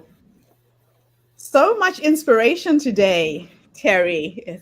Oh, definitely, definitely, and all within my generation. I And this is it, right? We should love never it. give up on our dreams. Yes, yes. When I You read stories of women like this, it's what makes me want to wake up every morning and be part of creating a better world for my grandchildren. Leave that legacy. People can say, my grandmother was here. You know, I was talking to my daughter the other day, and I said to her, you know, when I'm long and gone, I hope your children and their children will talk about Grandma Getty and how she left Africa with a suitcase, three kids, no money, and moved to the other side of the world. Ended up developing an app at the age of 55 and going global with this business. Yeah. I have a I, nephew who says that, uh, oh, Auntie, you are blowing up because I've gotten involved in with you in your her story circle. And he's like, wow. yeah, yeah, no, it's absolutely wonderful. Hmm. Wonderful to be meeting all these amazing women and these phenomenal stories. It's just so humbling. It is. It really is. Because sometimes you think you're out there by yourself, Yeah. you know, and you don't know if somebody else has the same feelings you have or, going through the same little turmoil. So her story is an ideal place for women of all ages and even Yes, some men. And even exactly. some men. Yes. Yeah, we have 25% of our speakers are male. We have to bring men into the rooms where we're discussing any issues regarding to women. This is not something we can do on our own, definitely. Hmm. Definitely. So let's move on to the next one. Beverly Price, I think, is next. Okay. Once While again, my you favorite read, topic, while jewelry. you read her bio, I'll cue up her video. Okay. Beverly Price, founder of Nasteva Jewelry. She is an intuitive designer whose custom creations reflect the journey of self empowerment, self expression, and beauty. All of her elements are inspired internationally. She uses various source stones that speak to her. In other words, from the heart, her craftiness comes from what she feels other people and what she feels will be received. She has an MBA, background as a leader in financial services industry. She didn't accessorize, but instead of focused on dressing professionally in a man's world. And I've been there. You feel you have to look the part. And I'm sure she's going to say some of the things that I have gone through as well. She went from loathing to self-love, and evokes the same transformation for her clients. Very good. She's done some things for Fashion Week in Columbia, Greenville, Charlotte, and also for celebrities such as Vivica Fox, Lisa Ling, and Cokie Roberts. She lives in South Carolina with family and 4 dogs. Here's Beverly.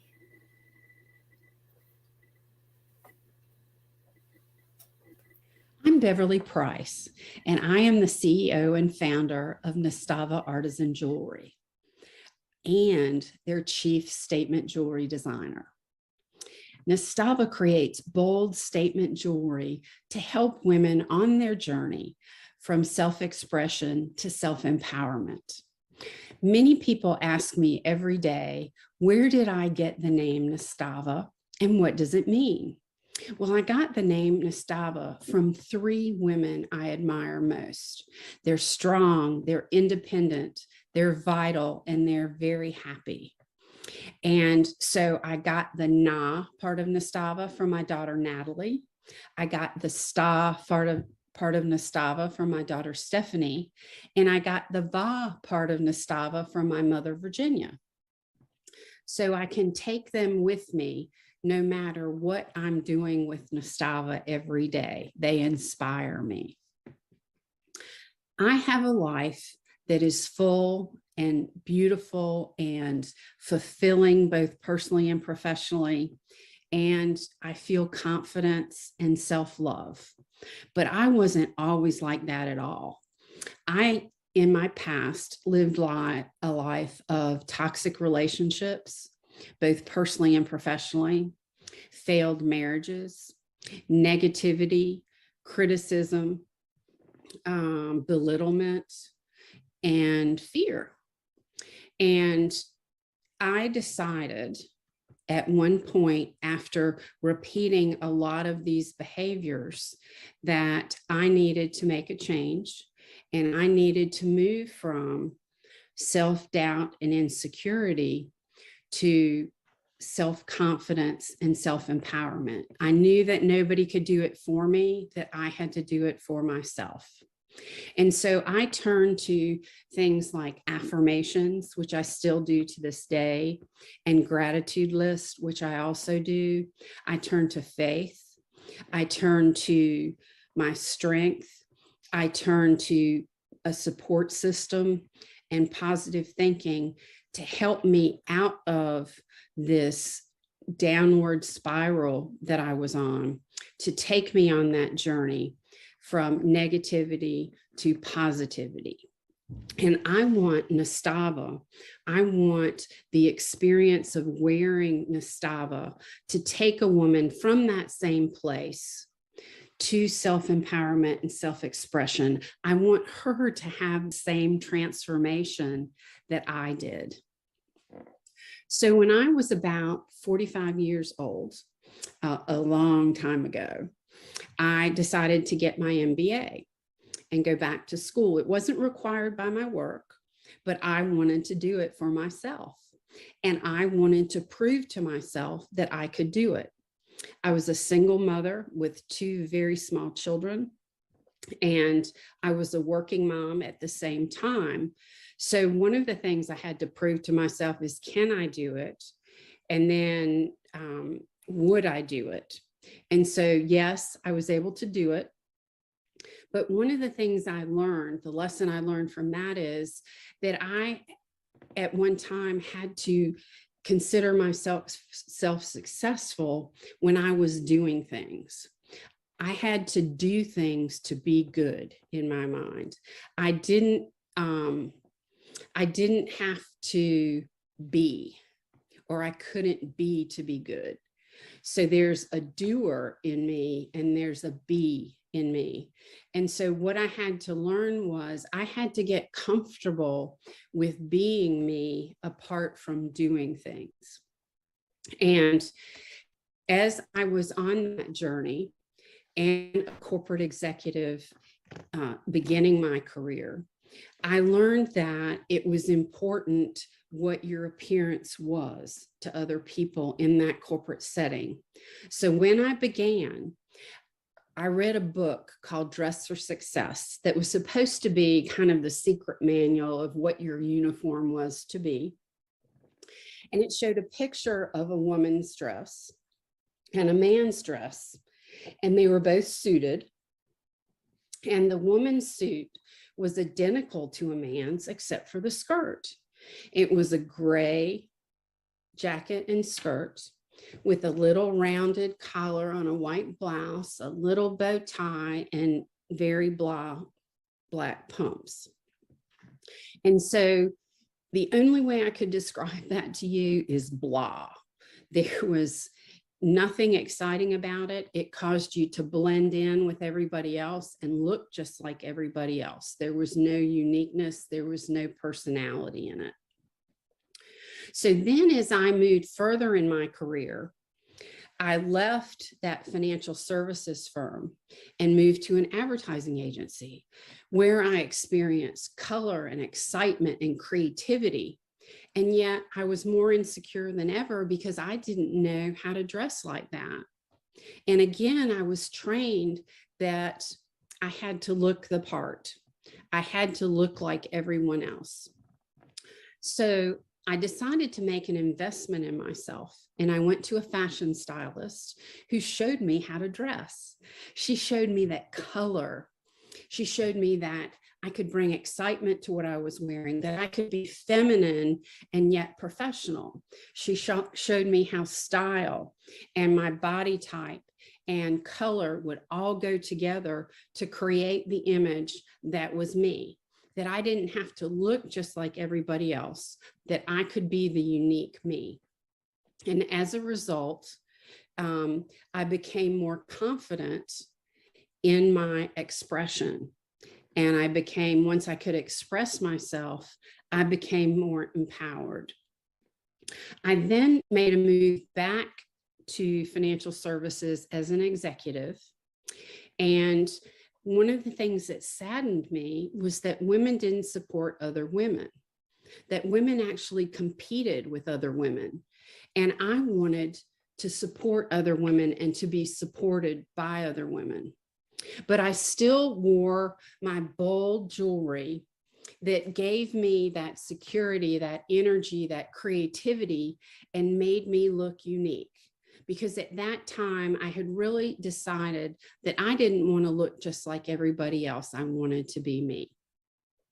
And a woman who I would consider not very supportive, and I would consider her competitor, came up to me and pointed to my necklace and said, "Did you make that?" And I said, "Yes." And she said, "Wow, it's beautiful. You ought to sell it." Well, I was shocked. I was shocked that a competitor would say something like that to me, but it was also an incredible nudge. It was a nudge that helped me launch Nastava Artisan Jewelry. I moved from making jewelry for myself to wanting to share that with others. So I began selling to boutiques and individuals, and I did that for many years.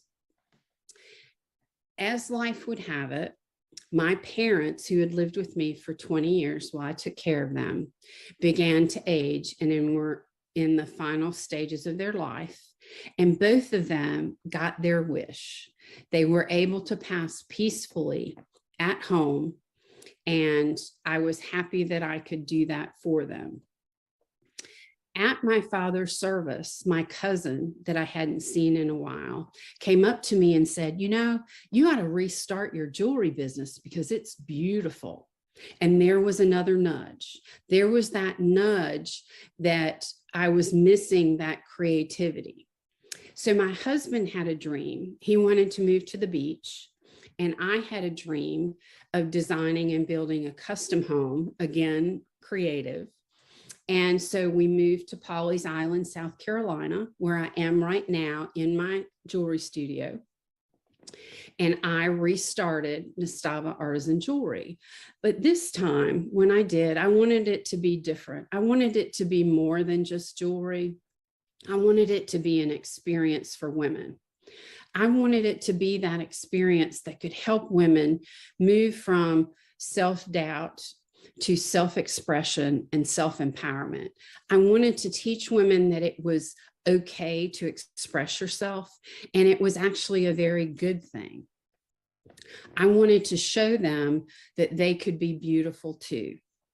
There's actually a study done by the Dove Corporation that says less than 3% of women believe that they're beautiful, but 80% of women that they interact with, they think are beautiful.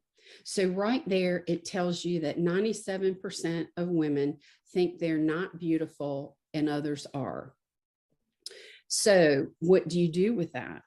Well, you build on that. And there was another study also that said that a woman's confidence is directly linked to her success. So if I don't feel beautiful, I'm not going to feel confident and I'm not going to be successful. And successful can be in any realm. It doesn't have to be a corporate executive. It can be a mom. It can be a volunteer. It can be an entrepreneur. It can be a wife. It's just, it's whatever you want it to be. Confidence is a critical role in that. So as I restarted Nastava, the things I wanted to do differently was, one, give back to women, as I said. The second is I wanted to have a support system. When I began my career and as it progressed, all of my time was consumed with, you know, going up the ladder and being successful, and also being a single mom. There was no time left for anything else. And so I had no friends. I had acquaintances that I worked with, but I had no deep friends that I could rely upon for support or give support to. So one of the things I had to do when I created Nastava and when I moved to Pawleys Island was to create a support system. And now I can say I happily have built a support system with wonderful women who will listen to me and I can listen to them, and they help me on my journey of growth. And the third thing that I would want Nastava to be different from is I would want to know that I didn't have to be perfect and I didn't have to do everything. There are things that I like to do and don't like to do. There are things I'm good at and things I'm not good at. And there are things that consume a lot of time that if I can get someone else to do it, that frees me up to do what I do best. So I had to start relying on other people in certain tasks to help me kind of complete the circle of what I wanted Nastava to be. At the same time, another thing I wanted to change about Nastava is I wanted to move from business to business to consumer, so that I would stop selling to boutiques and then I would move to 100% online sales.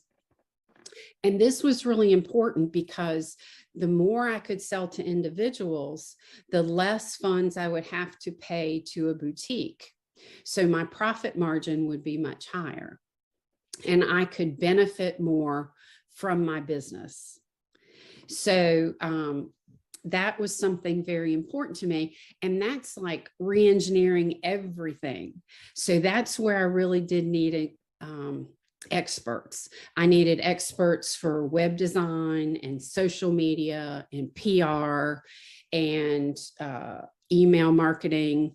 I needed people to help me with inventory and photography and those types of things. So I now have kind of a vast network to rely on. So Nastava has come full circle from kind of a do-it-yourself, design for what I want to wear, to now truly being able to complete that vision of moving a woman from self expression to self-empowerment. And one of the things that I do is I do custom Zoom sessions with women to help select and educate them on what looks best for them, how they tap into their beauty, whether it's the outfit they're wearing, the occasion they're going to, their body type. And I ask them after they receive their piece to come back and Zoom with me and tell me how they feel.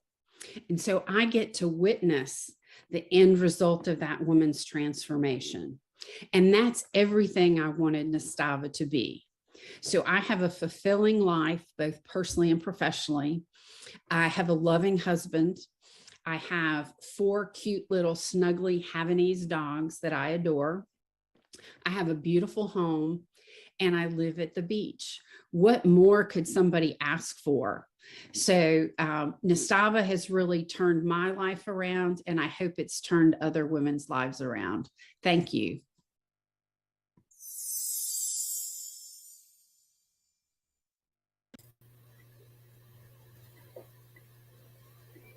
Okay, that was exciting. Exciting. She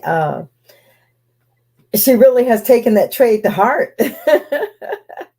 I mean, and she's looking at the total person. The total person. Fascinating, you know, when you see these women who have put their careers on hold for a while, and then they come back and they do something else with that career. I just love these kind of stories, Terry. It's a real example that you can, at some point in your life, park a vision and a dream and then pick up on it again and have another opportunity to really scale and do what you really wanted to do. So that was really good. Okay, so let's move on to our next speaker. I think we have Barbara Jackies. I've emailed you that video, or Heidi Bright, whichever one is closer.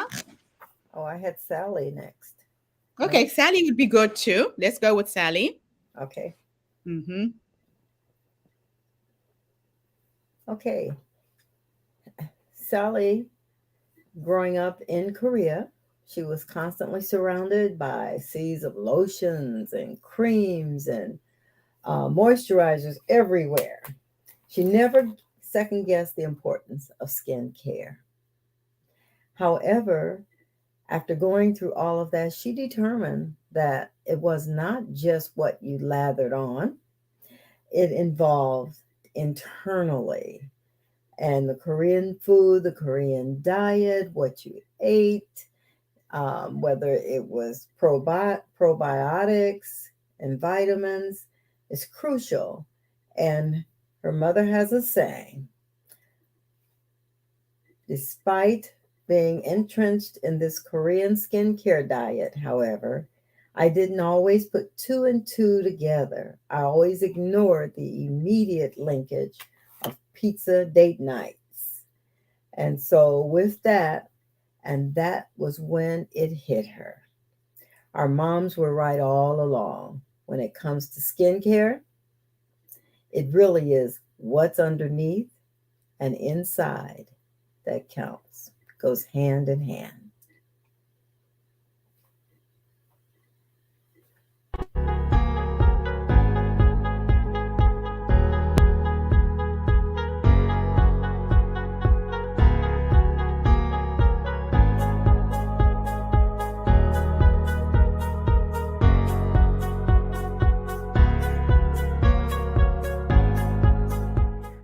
On the team. My name is Sally. I'm so excited to tell you guys my story, get to know you all better. To quickly jump to it, I started a brand called Crush Tonic about 4 years ago. It's a collagen and superfoods infused drink mixes that help your skin, your hair, but your also overall health. I discovered collagen when I got severely burned from cooking. I had blisters like up and down both my arms, and it wasn't healing, and nothing I was using topically, whether it was bandages or hyaluronic acid, ointments, none of it was working. And I was like super frustrated, wanted to get to the bottom of it, did all this research, and found that there was a place in Brazil where they take strips of fish skin and they put it directly onto the wounds of burn victims. This makes the amino acids in the fish skin get extrapolated and absorbed by the wounded skin, and the wounded skin then can use amino acids in the fish skin, um, and convert that into amino acids that fuel our own skin cell production. To talk about one of my struggles and how I overcame it. I think every day is a struggle. I think, of course, being female, being a minority, being young, all weren't my biggest levers to pull. I don't think that there weren't advantages. I think being able to connect with my customers who are younger, my community, um, being able to bring this brand forward has a lot to do with my background and my age and my makeup. But I think when dealing with manufacturers and investors, all the things that I just aforementioned that could have been good, um, weren't necessarily advantageous for me. I think though my biggest struggle was when my grandma passed away, and she was someone who was like a North Star to me. She raised me for the most part, and I think the grief of losing someone who um, I looked up to so much. She had escaped from North Korea, and she was kind of like my biggest support system in a family where female entrepreneurship is not really a thing. It just made me lose a lot of hope in the world, and kind of like made me take a step back, and I was like, do I really want to do this? And I think for a couple months the answer was I didn't, and I wanted to kind of shut it down, which made me really sad because I was like, wow, there's thousands of people who drink Crush Tonic, and I'm going to really miss them, and really miss the community that we have around the brand. But I also was at a point where I was having to prioritize my health, and it just didn't really make sense for me to be so unhappy and unhealthy, um, while dealing with the everyday obstacles of running a brand. I did take a step back. I had my team really step in and help me. And it wasn't really until months later that I discovered my love for it again. And thank God that I was able to, because that has pushed me to go into even bigger challenges headstrong without being scared. I think after I overcame that, I was like, wow, I can really overcome anything. And it actually helped me even expand my line into nootropics that help with like mental health and grief, anxiety and depression, all these things that I really struggled with right after I I had lost my grandma. So I wanted to be, super honest and transparent about, what really was my biggest struggle. I think the day to days and of course the finance aspect of running a brand are all super challenging. But I think what I was the least prepared for was having an imbalance of like life changes and running a business at the same time. And I think it helped me realize that, running a business isn't all there is to life, and there needs to be more of a balance between what I give up and what I do for my brand, in spite of my brand, despite my brand, etc. Um, I also think there are other emotional challenges that come with running a brand, like keeping up with your family, keeping up with your friends in a healthy, reciprocating the effort that they show you can be really difficult when you have multiple deals going on, or you have to like have a bunch of meetings. And I definitely think that was difficult to overcome. And then, of course, to kind of circle back to being female, being a minority, I think your leadership isn't sometimes as fully respected as, I had a team that I trusted to be very autonomous, and I think not being super on top of them has led them to like be a little bit more lax about the kind of work that they do, that maybe I think wouldn't have happened in a different leadership setting. And that was super disappointing for me to find out firsthand. Um, but I think in general, all these challenges happen in even a corporate setting too. When I first started my finance internship, I had to deal with one of my senior colleagues saying that I didn't like deserve the job, and I wasn't as smart as I should have been. And those are all really heartbreaking like moments in my career that I can look back on today and really reflect on how much it has molded me and made me stronger. Definitely. If I can have anyone take away from my experience, though, it would be genuinely just not assuming. Um, it is quite offensive, I think, when people just assume that, like, my parents gave me money to bootstrap it. When I say I'm bootstrapped, it almost is like erasing my entire, like, my education and experience just because I'm a girl. Like, my parents don't just, give me money.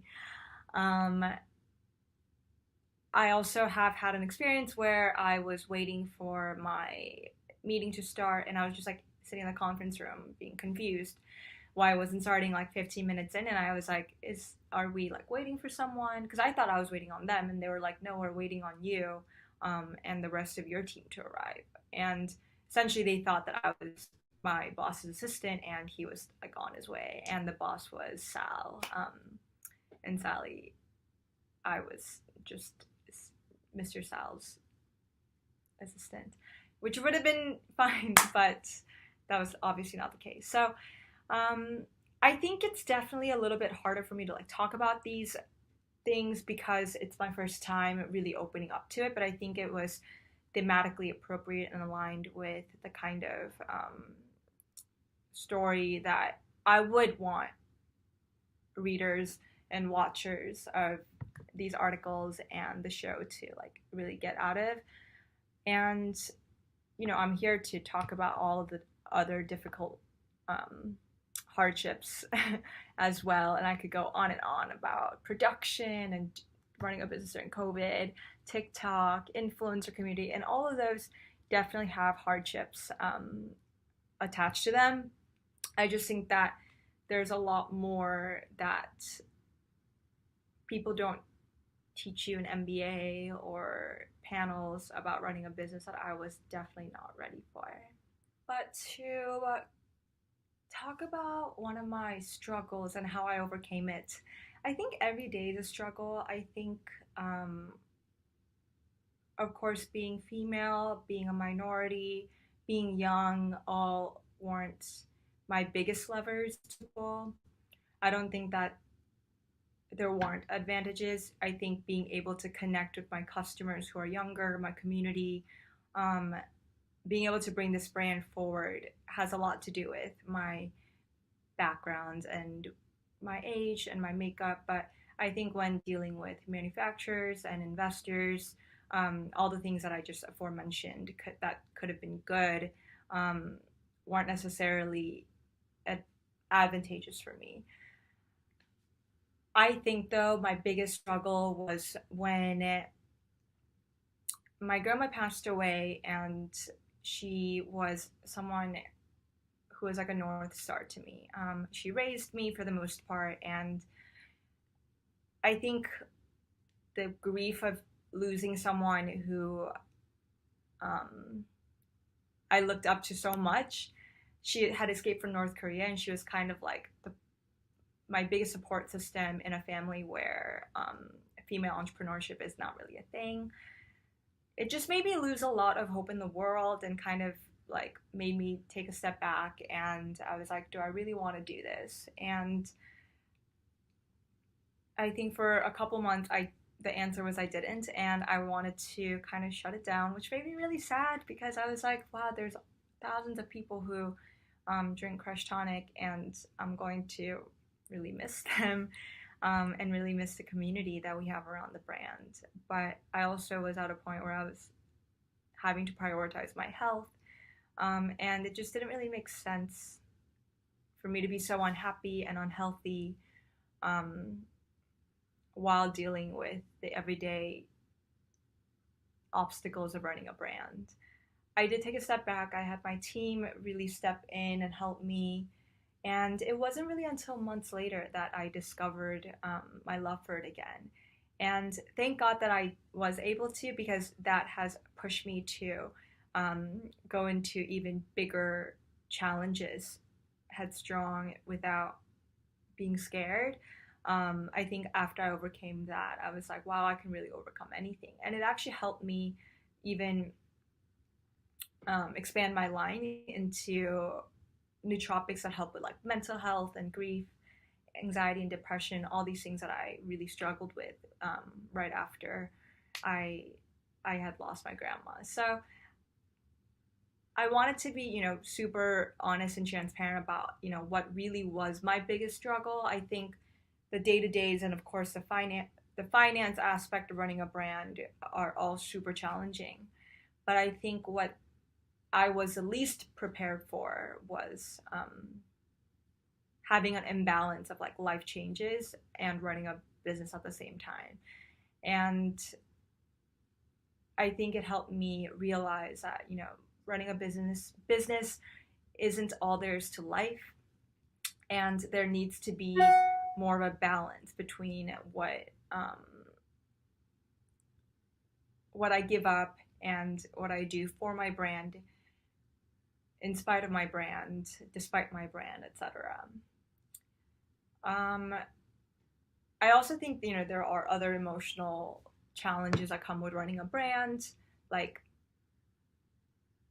keeping up with your family, keeping up with your friends in a healthy, reciprocating the effort that they show you can be really difficult when you have multiple deals going on, or you have to like have a bunch of meetings. And I definitely think that was difficult to overcome.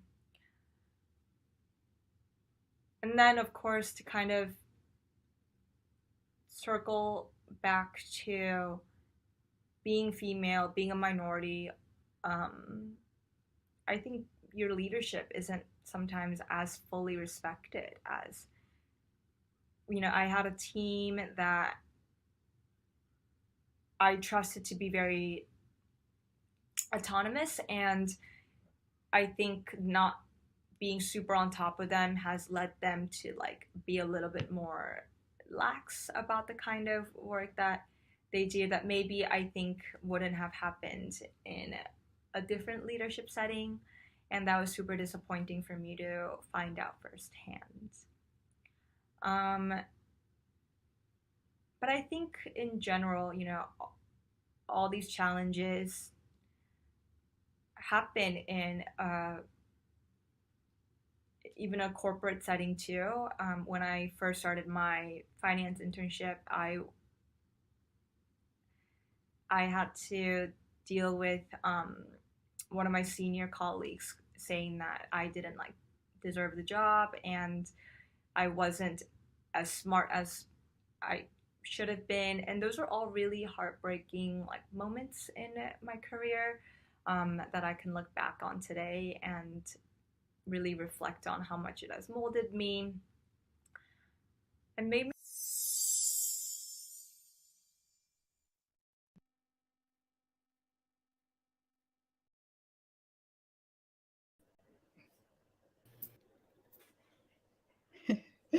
Hey, Terry. Come back on. So that was a young entrepreneur who is sharing her story. It's always a challenge being a minority in business. It actually doesn't matter whether you are Black, whether you're Chinese, Korean. We always have to work 10 times as hard as anyone else to get our businesses out there, to get the respect that we deserve. And that sounds like part of her challenge. And I love the fact that her grandmother was such a strong role model in her life. You can see that she's truly missing her grandmother. She must have had an amazing influence on her in some way. What was your take on this one, Terry? Yeah, she's still going through missing her grandmother, and it's quite evident that she played. She gave her a lot of support. She gave her a lot of support, and she's not getting it from other family members, and it's hard. It's hard when someone does not support you, and then decide that because you are a woman,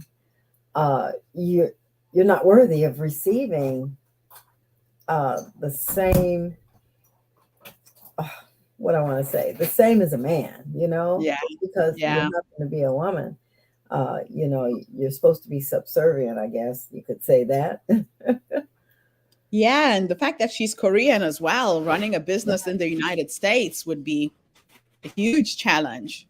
Mm-hmm. Mm-hmm. Very, very big challenge. Very fascinating young woman. Thank you, Sally, for sharing your story.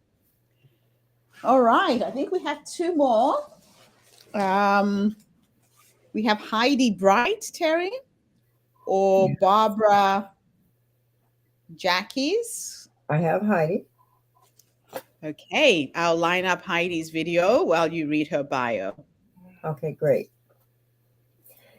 Heidi Bright was diagnosed with aggressive end-stage uterine sarcoma during 2009. She started the non-traditional psychotherapy and learned a process called the map of emotions, which involves focusing only on the physical sensation of one's emotions as they move within our bodies. She had 2 years to practice while she withstood 42 grueling hours of chemotherapy and 3 major surgeries. Miraculously, in 2011, she was free of cancer and free of cancer treatment, and has been since 2011.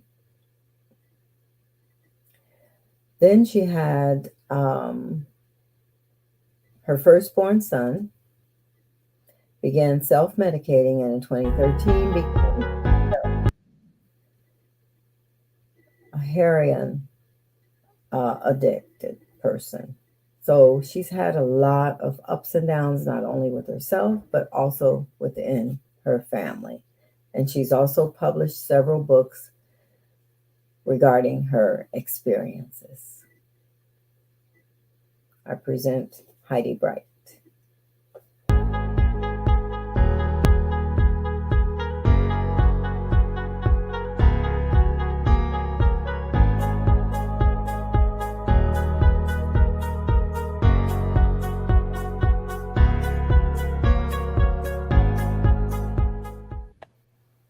Hi, my name is Heidi Bright. I live in Cincinnati, Ohio. I'm 60 years old. And in 2009, I had what was considered benign uterine fibroids. They did not expect them to be cancerous because of my age and my level of health. But the pain got really intense over a period of months. And it got to the point that it was so bad and I couldn't get a surgeon without waiting for months. I finally just went to the emergency room and they said, looks consistent with sarcoma. I didn't know what sarcoma was. And they told me they were bringing in an oncology surgeon. Cancer? Not me. It was a 9-hour surgery. They took out my cervix, my fallopian tubes, my uterus, my ovaries, and 6 inches of intestines, and I was lucky to keep my bladder. I was in so much shock. At first, they told me it was stage 2. About a week later, they said, no, stage 3. And 6 weeks later, I had a PET scan, and they said, you've got stage 4, highly aggressive, extremely rare uterine sarcoma. What? I had been doing everything right. I ate right, I exercised, I maintained my weight. And how did this happen? It just made no sense to me.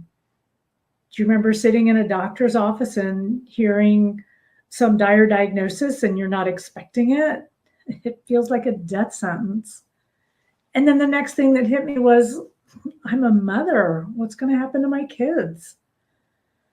That's when I knew I needed to do everything I could to survive, everything the doctor said, and much, much more.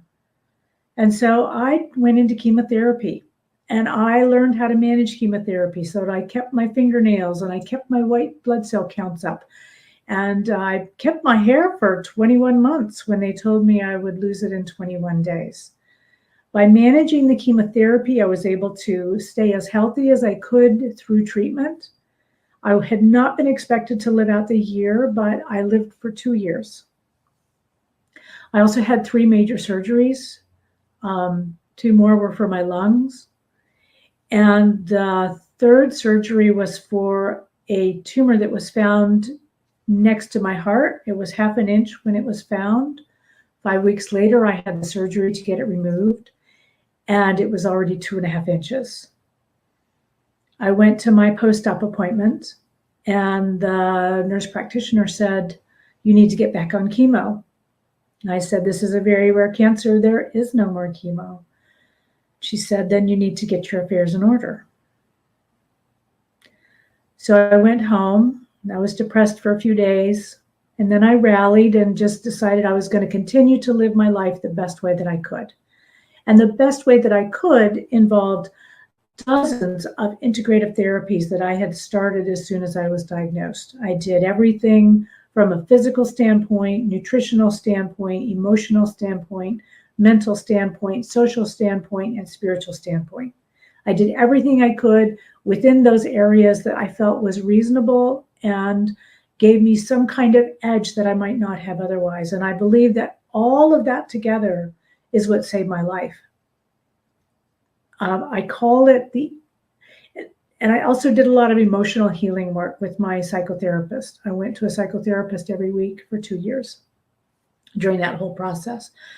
And she taught me a process called the map of emotions. And the map of emotions is a process where you experience the sensations of the emotions in your body without thinking about them. I feel that this was really important, a really big key to my survival. I needed to be able to feel my feelings without falling into moods of depression and despair and blame and hostility and martyr and victim especially. So I learned how to manage my emotions in healthy ways. And once I did that, I believe that had a great deal to do with the fact that 6 weeks after that post-op appointment, my scan was clean. This was really strange. I had had consistent, relentless cancer growth for 2 years. I continued doing my integrative therapies. My neck scan was clean. My neck scan was clean, and I've had only clean scans ever since, and it's been more than 10 years. I have been free of any evidence of cancer and free of any kind of cancer treatment that's medical. I've continued with my other practices, and I've been able to maintain my health. So one thing that I learned during my process with my psychotherapist is that when I have an emotional response to something, what I had done in the past was ignore it or bury it or act it out in a way that was unhealthy. She taught me how to experience those sensations in my body because they only last for 90 seconds. They're a fight, flight, or freeze response. So I'm sitting in the doctor's office and I hear the word cancer or it's back. I get a chemical dump into my body. My therapist taught me what to do with that chemical dump is to allow it to be what it is, allow it to get intense, allow it to move through my body. But after 90 seconds, if I'm not thinking about what's causing my fear, those physical sensations will lift because they will get washed, the chemicals will get washed out of the bloodstream because they're there for a fight, flight, or freeze response, not a long-term chronic situation. And once I learned how to do that, I realized that I could change my attitudes. The most important attitude change was changing my attitudes about my emotions. They were uncomfortable, but they were not dangerous and they were not a problem. They were simply there to give me a warning.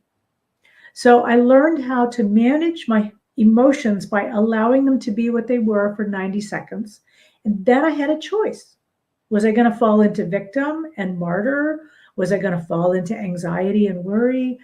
Or was I going to refocus my attention on something else? That, I believe, was a critical part of my survival. So instead of being a victim, I could simply focus on the sensation of hurt in my body until it lifted. And then I could decide what to do to help myself.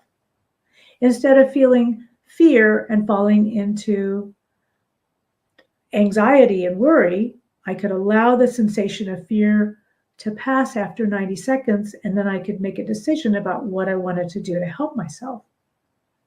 Instead of being angry all the time about my diagnosis, I could allow myself to feel the anger for those 90 seconds and then allow it to lift. And then I would not go into blame or hostility or resentment. I could make a choice about my behavior after that. I feel that was so critical for my survival because what that allowed me to do was change my behaviors.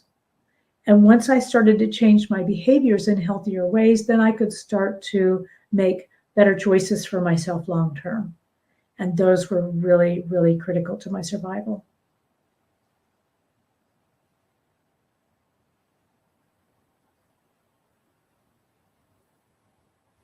Wow. What an amazing story. Thank you. It is How amazing. old were your children? How old were your kids when this was all going on? How 11 many and children 13. do you have? They were 11 and 13 11 when I and was diagnosed. Way too young to be dealing with this, but a lot of Yeah. young children do. And how old are they now? The youngest is now 24 and he's in college. And my older one is no longer with us. Oh, I'm sorry to hear that. One of the reasons I know that my way of managing my emotions is healthy is because I was able to get through his passing in 2015 without the cancer coming back. I think that was really significant. Yeah, yeah. So you have dealt with a lot of things in your life. So besides your own challenges with your health, the loss of a child, you still are here and positive and strong. And healthy. You talk about and healthy, yeah. Our emotions. Emotions are an interesting thing. I was reading a book once that said our emotions are like our children. And when they come, you don't push them away. You just let them be with you for a while and they pass through us, right? So that seems to be the rhythm of how you manage the choices that you made on how you were going to feel on a day by day basis. You didn't fight against the uncomfortable feeling. You just sat with it for a little bit, then made a choice. Correct? Yes. And sometimes I would go back to thinking about what I was angry or worried about, and then I would get the chemical dump again, and then I would just go through the process again. Sometimes I would just spend a whole hour going through that process over and over and over again. But it was really important that I did it because when I got done with that process, I felt so much better. Wow. Now, if you could go back to that younger woman, let's say there's somebody right now who has just got the diagnosis, has no idea how to deal with it. If you could give yourself 3 nuggets of wisdom based on what this whole experience has taught you, what 3 nuggets of wisdom would you give? I would go and find a way to deal with my emotions in a healthy way. Because if we are going to be stressed to that extent, knowing how to deal with the emotions in those situations is critical. I would encourage her to go back and explore anything that's happened in the 3 years before the cancer diagnosis, or maybe even further back, because a lot of times some devastating event happened. And by taking a look at that and trying to do what we can to heal it, then that can relieve our bodies of a lot of stress and allow and put our bodies in a place where it can heal. And I would also explore every option I could that would be complementary to medical treatment so that you raise your opportunity for returning to health.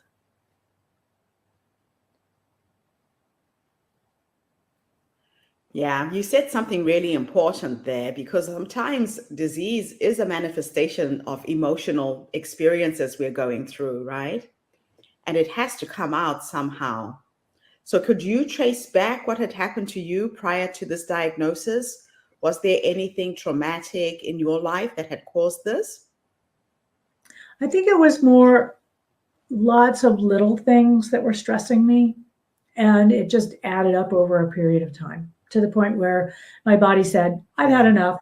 I'm not going to deal with it anymore. Yes. So I Yeah. needed to go back and incrementally look at everything. But that's why the key for me was the emotion, learning how to heal my emotions, learning how to manage them in a healthy Yeah. way, so that anything new that came along wasn't going to add to the burden that I already had, the emotional burden. I cleaned out as much as Wow. I could figure out was a problem. My goodness.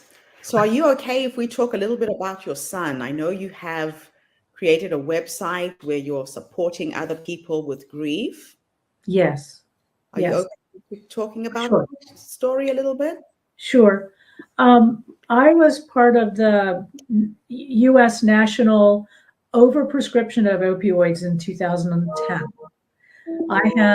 When I had my first lung surgery, I went home with a whole bottle full of opioids.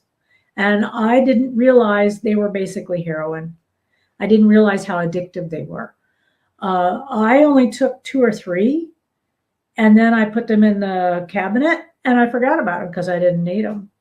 Well, my son was curious, and he got into the cabinet, and he got them out, and he started experimenting, and it just got way out of hand. And I didn't realize it was a problem he started with, like most kids, he started with the usual gateway drugs, the smoking and then the alcohol and then the marijuana. But, it got to the point where it wasn't enough and he just wanted more and more and more. So he started doing the opioids, and he was on opioids for a year before he admitted it to me. And then I put him in treatment on and off for the next year. But he, at the end of the year, he refused to go back to treatment, and he got a bad batch of heroin, and that was it. That was in 2015, so that was 4 years after I was done with the cancer treatment. Wow.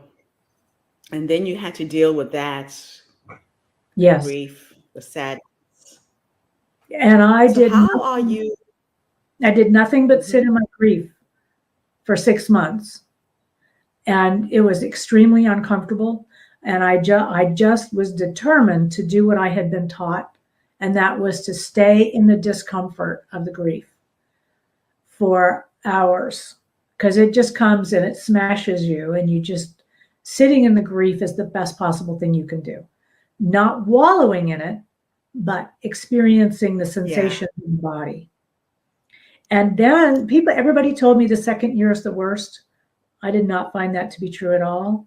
After those first 6 months of agony, I incrementally climb my way out of the hole. So it was a gradual, slow process, but you Yes, got yourself out of there. yes, yes. And now, how are you helping other people who are experiencing this? Well, I've written a book and I'm looking for a book agent. It's got Okay. 64 coping strategies for people who are grieving someone lost to addiction. And then it has a short story Right. about my experience. And then I also have a section about Mm. how we got to this point in the US. And probably most of the world is in the same situation with the opioid epidemic. Yeah, so true. So I'm going to share the link to your website in case anybody out there is needing some support, is looking for help. You know, we find ourselves in these situations, and sometimes it's very, very difficult to figure out the wood from the trees. So I Yeah. really thank you for your work. I thank you for your courage and for sharing this story. You've been through so much, but what I sense is so much positivity. And yeah, this is an inspiring story. I'd love to see how we can help you get a book agent. I have a friend who helps with that. She's based in California. So I will connect you with Rose. Yeah, she Oh, helps authors who have self-published get in front of book agents. oh, good. This is my third traditionally published book. So I'm not, but I didn't have an agent for these. They went to small presses. So this is my book for helping people survive cancer. It's got over 250 options for healing, and it's traditionally published, and it's endorsed by doctors and nurses. And then I've got 2 other books. So it would be lovely if I could get an agent, because I feel like this book Fantastic. really needs to get out there, because there are 500,000 people in the U.S. alone who have died from opioid overdoses. And there's millions of people who are grieving them, and there's really no Yeah. guidance. Yeah, you have your work cut out for you. And the other thing I'm thinking of, I normally go to the Frankfurt Book Fair. I help people sell the foreign rights of their books. Oh, nice. So sometimes you might not get an English publisher, but you could get a foreign publisher who buys the rights to print your book in their language. So you could get your book printed in German, in French, in Italian. You retain the intellectual IP of the English version of the book, but we could try and get you foreign rights to be able to sell, because it's a universal problem Oh, yes, you it went is. through. Everybody has experienced cancer in any country. So let's reconnect. I will schedule an appointment with Rose, who can help you in the US, finding a traditional publisher in the US. And then let's see how I can help you get a foreign rights deal to get your book printed in other languages as well. That would I be think lovely. you have Lovely. something very valuable here. No, thank you so much, Heidi. And thank you to everybody who tuned in today. The Her Story movement is attracting some amazing women who've gone through trials and tribulations, but are able to share their stories so that the story becomes the light at the end of somebody's tunnel. So I hope today's interview has inspired you. If you know somebody who's just been diagnosed with cancer, is looking for help, please share this video. I believe it's through the sharing of these stories that we change the world, one woman at a time, one story at a time. Thank you again, Heidi. And I also offer coaching for people if they're interested in one-on-one. Fantastic. And it's on my website. So the best way for them to find them is through this website, correct? Thriversoup.com. That's for the cancer. I have the grieving addict. That's another grieving and addict. So That's about the grief. And then the separate one for the cancer is thriversoup.com. And that's the name of the .com. Okay. So let's just display that quickly as well. Thank you. So people know how to find you. And I thank also you so much for your sorry. I also offer coaching for people who are grieving. Okay, so grief counseling and coaching. It is a process, and sometimes you do need Yeah. somebody to hold your hand through that. And your Thank heart. you, Heidi. It's awesome meeting you.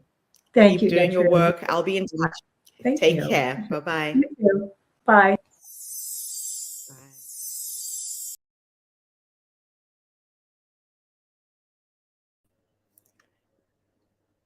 Okay. Another amazing and inspirational woman. Cancer is something that can paralyze you when you hear the diagnosis. Depending on your mindset, it can take you down. And I think Heidi is a really good example of what positivity can do. One of the things that I learned from her with regards to grief is a lot of times people want to push away from sadness and grief. And the only way to work through it is to let it have you, to just sit with it. I remember when my mother died in 2020, I tried to carry on like, it was business as usual. And I was in a supermarket and just a memory flashback came. I'm in the vegetable section. I find myself crying in a supermarket. And that's what grief can do if you don't allow it to take over. Either it will manifest in illness. Heidi's very lucky that when she lost her son, it didn't come back. So, a really good example of what positivity can do. What was your take, Terry? It's one thing about emotions and nerves, they can overtake you and you don't think that's the problem. I had an experience on a job where uh, I was just stressed out, but didn't think it think I was stressed out simply because I was in control of the situation. And I had a horrible, horrible breakout on my face. And and I was just being stubborn, and I knew they wanted to get rid of me, and I just refused. And Mm, so it built up inside of me. And that's one thing we haven't talked about, Gertrude, is one of my yes. experiences on a professional level. And I was going to the doctor for almost 2 years trying to figure out what it was. I was having issues with hair loss, and my mother kept saying it's nothing but your nerves. Because every time there Wow. was a situation I had to deal with, I would break out. And I'm not a vain person, but I did ask the Lord, I said, why? Why are you attacking my face like this? Because I don't have pimples, I don't have any of that. And I'm like, I'm Wow. not vain, but you're hitting me where it hurts. And Yeah. I did everything. I changed my diet. I did the same thing that Heidi was doing. I just was like reading everything. The doctors weren't doing what I thought they could do. And finally, I fired all the doctors and just decided to deal with it myself. And that was in meditation. And finally, the Lord heard my cry. I said, Lord, do something. I don't know what's going on. You got to help me. And then that's when they decided to remove me from my job, which was the Wow. best thing that ever happened to me. What a blessing, Terry. That is just incredible. Yeah, I had forgotten about that part of my life. But Yeah. yeah, she brought it all back. And I was like, I did everything I possibly could. So, you'll be hearing more about that later. Yeah, our bodies are really good in reminding us what's important. Our bodies will ring that alarm and tell us to get out when we have to, but it all depends on whether we listen to what the body is saying. And wow, your removal from that job was probably a blessing. It really was. When they called and said that, you're going to be in layoff status, and I was like jumping for joy. And Oh my my gosh. friend that called me was like, "Don't be jumping around dancing. I know you dancing because you know that." So, but I was already looking for something because Hey, what's going on, everybody? I Yes. knew it was coming. So yeah, Oh so my yeah, that went on quite. Oh yeah. But it didn't Well, stop me from doing what I needed to do. I was still active in the community, active. I was like, Yes. okay, it's only a facial thing, it's not affecting how I think or what I'm doing, So, yeah, we'll talk Life about has that. to go on. Well, that's going to be a topic for another day. Our Yeah, next podcast on Crossroads will be touching on that. yes, we can touch on that. Okay. So, our next speaker, Kerry, who are we having next? We've Sasha got two more, right? Armstrong. Before we end She's the day. Sasha. Okay. Okay. Um, Sasha Armstrong is founder and creator of Canine State of Mind program. It educates dog owners on how to build stronger, mutually respectful relationships with their dogs through body language and energetics. Sasha is an innovator who optimizes the human to canine relationship through her propriety process, leaving students with a new outlook not only on relationships with canines, but also every interpersonal relationship they encounter.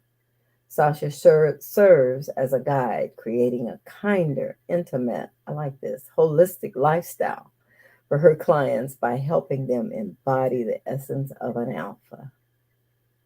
I love that. Dogs have feelings too. Wonderful. Thank you, Terry. Here we go. Hi, I'm Sasha Armstrong, and I am a canine behaviorist specializing in the optimization and healing of the canine to human relationship. Over my almost 25 years of doing my work, I have transformed the lives or assisted in transforming the lives of thousands of humans and canines in their amazing relationships with one another.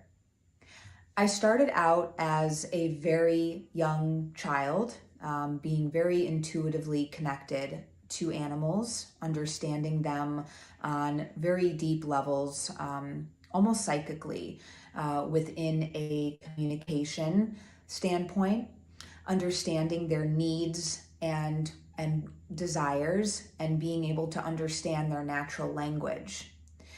This is something that was very apparent in my life as a child. It's something that everybody around me, my parents, my family, friends, teachers, instructors, really saw as one of my wildly important gifts and talents.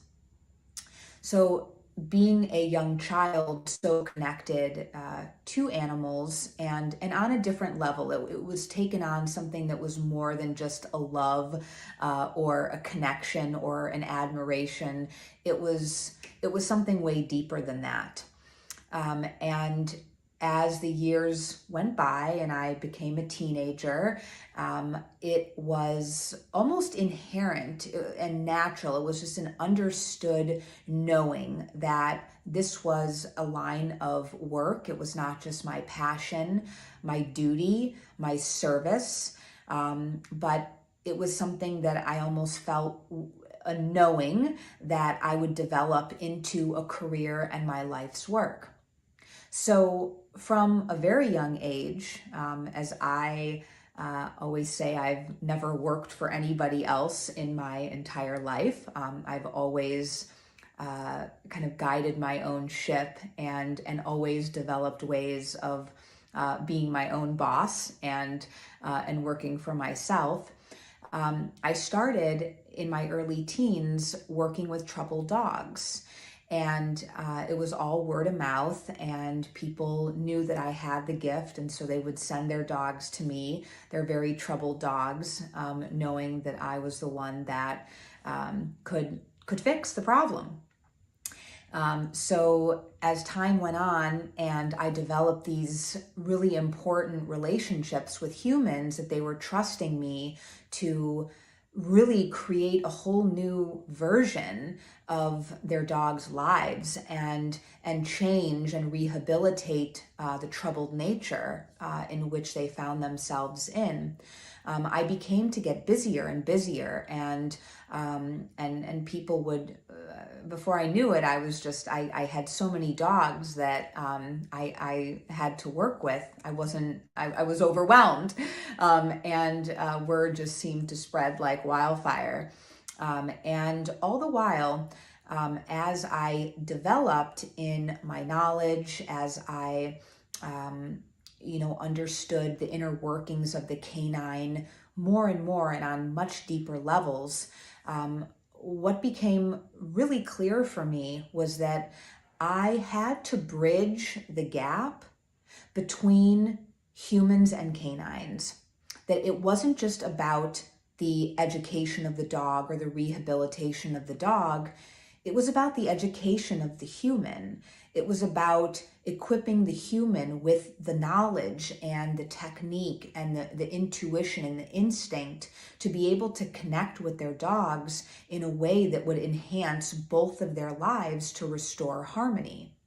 So as I moved on, and had more experiences in working with dogs, in studying wolves in the wild, living and exploring with wolves that are captive and were wild. I've been studying wolves for over 25 years. This started to put together the missing pieces of what has now today become my proprietary methodology. And so my work of studying wolves, bringing that deep knowledge and important information into the work that I do with humans in this society and dogs that are in this society in all of the many facets, whether it's police dog training academies or service dog training academies, or working with rescues, or working with humans and families, single people in their homes, transforming the human to canine bond, while first and foremost aligning the human with the best version of themselves so that they can show up for their dog in that ideal way. So as I was developing my work, and as I said, my methodology that I now have today, I came across a lot of interesting situations in which I was able to experience different facets of life and society, and really delve into the inner workings of the human to canine bond. So for example, when I was in my early 20s, I lived in a gang-infested neighborhood on the west side of Chicago. I was definitely by far one of the only white people that lived in the neighborhood, and my particular apartment was surrounded by gangs, Latin Kings, IGs, Imperial Gangsters, and I ended up being caught up in a lot of that, the dynamics between rivaling gangs, neighboring gangs, and in that culture. What I was able to experience between the relationship that these young men had with their dogs, a lot of whom, they were involved in fighting culture, was that I befriended them. And I ended up developing really so many important relationships in educating these young, wonderful men that had so much inside of them, so much going for them that I saw, but clearly they had not received the ideal education and information early in life that led them to partake in such abusive and unfortunate situations. And so some of my most memorable experiences is working with these men and working with their dogs and getting them to step out of gang culture and get their GEDs and become massage therapists and psychologists and really healthy, family-oriented, highly functioning people. And I'm still in touch with a lot of them today. And a lot of that was, centered around, I believe that I really was enveloped into that world, being a young a young teenager with a quite a fearless, for lack of a better term, approach to life and a justice that I needed to serve for animals. So Sasha was pretty legendary and well known in busting into, you know, gang infested homes. I would had my bolt cutters and, you know, cut through wire fences where gangs would be hanging out and storing their weapons and their money and their drugs and all of it. And I would just walk in completely unfazed, and I would remove dogs that were on chains, that were abused, that were neglected, that were starving, that were very damaged from fighting, and I knew where to go. It was just innate in me. I knew where they were, and I knew how to get them out, and nothing was going to stand in my way. And so I became, I would say, quite well known in the Chicago area for my work in rescuing dogs of that, not just in that sector of society, but kind of all over in many walks of life as far as that's concerned. But this really, you know, catapulted me into working hands-on and just kind of naturally, organically connecting with these men that really needed me, and I knew that they did, and we forged incredible bonds and relationships as a result. So through all of the many interesting aspects of my life and working with dogs since I was very young, you know, here I am today, and I have a wildly successful educational program. I have an e-course coming out, and I work with families, and I consult with service organizations all over the world, really teaching how to communicate to our dogs and how to bridge the gap that keeps us disconnected, not only from our dogs and from nature, but from ourselves. And when we can reconnect with ourselves and reconnect with nature, we can then connect in the most beautiful, extraordinary ways with man's best friend, one of our most important, valued, sacred relationships that humans could ever have. So as we, you know, as I experience life now, it has been, there's been so many ups and downs, and there's been so many challenges along the way, so many different pathways that I could have taken, so many forks in the road that I could have chosen, you know, whether it was a fine arts photographer with full boat scholarships to many fine art schools across the country, solely based on my portfolio, because I have never wanted to be in school. School was never part of my agenda. It was always being with the animals and connecting to nature and being on the street and connecting with people at a really raw core level. And that for me was the ultimate education. To me, that was the way that Sasha was going to elevate and to make a difference and be of service. And ultimately that is what has led me to where I am today with, you know, all of the forks in the road and the ups and the downs and the massive learning curves that have come forth.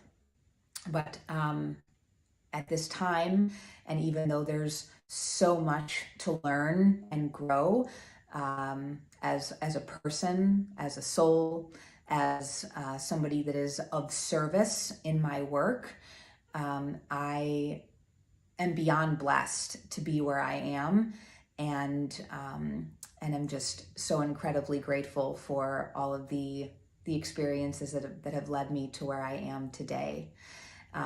Currently, I reside on my 60-acre property in Northwest Illinois with my pack of dogs and my herd of horses. And I offer a multitude of different educational programs. I offer a virtual program for clients all over the world. I have a wonderful in-home transformational program where I consult within my clients' homes and communities all over the world.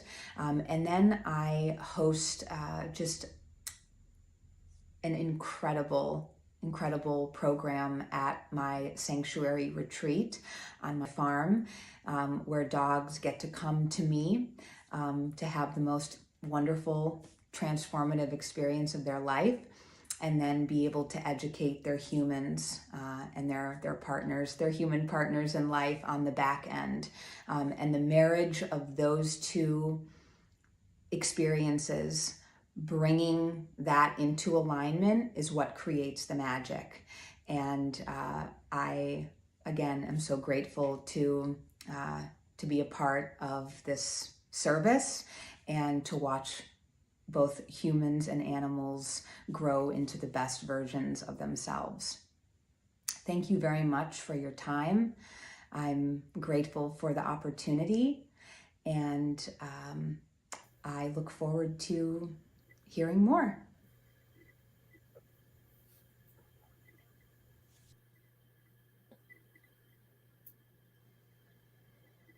It's amazing. My oldest brother used to train security dogs, and he Okay. basically taught himself. And he had a canine business where he would put these dogs in, and he trained them. It was like a second sense to him. It was just like automatic. He knew how to train them.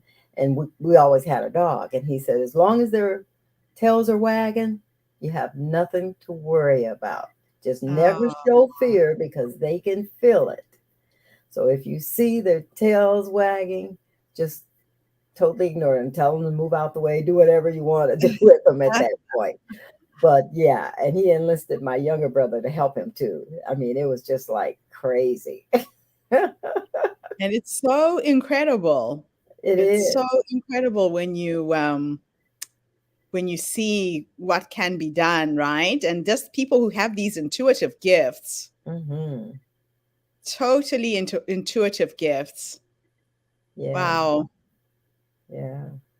He would read, and my mother says, "Well, do you want to go to college to be a veterinarian or what?" He says, "Oh, I know more than they know anyway." So, so he was like, "I don't need to go. I'm right where I want to be."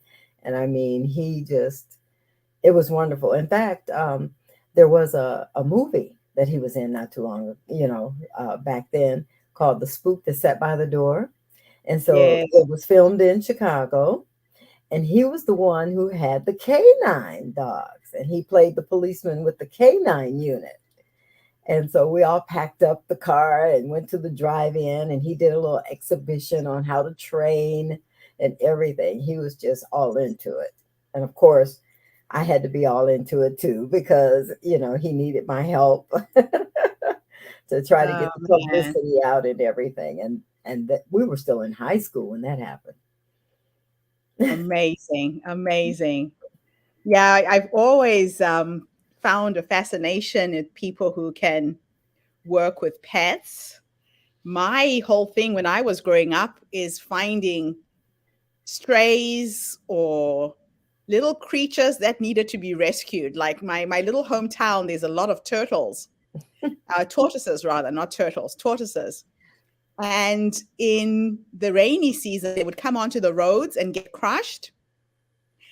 So when the rainy season came, I was so stressed out. I would go to school with a little backpack to collect all the tortoises on the road, and I'll take them home. And I built this cage for them. It got quite hideous because I think I had like 100 of them. And then one day they broke out of the enclosure, they dug out, and they got into my mother's tomato garden, and we woke up and all the tomatoes were gone. And that's when my mother banished my little rescue mission. I had to get rid of them. Oh, that was a very, very painful experience. Very, very challenging. Oh my gosh. No, that was good, Terry. So we have one more video for the day. Okay, we Who do do. we And have it's Barbara Jocks. next? Okay. I'll And let you read the bio while I line up the video. okay, great. She is the founder of Director of Jocks, a vegan sustainable skincare line created for women of color by a woman of color. Barbara created Jocks after a health scare during her pregnancy. And then, in order for her to cope with that illness, she began studying green medicine and holistic plant botany. And she discovered the effects, ingredients in some of the products affect your overall health. She sells her products and has marketed to Black and Latin women um, because a number of those products contain the most toxic chemicals used in the cosmetic industry. She has also been featured in various media outlets, LA Magazine, NBC News, Huffington Post, and it goes on and on and on. Her skincare has been highlighted as one of the top Black-owned beauty brands to know. Harper's Bazaar Essence, Pop Sugar, Allure. Jocks has been the key force behind Jocks.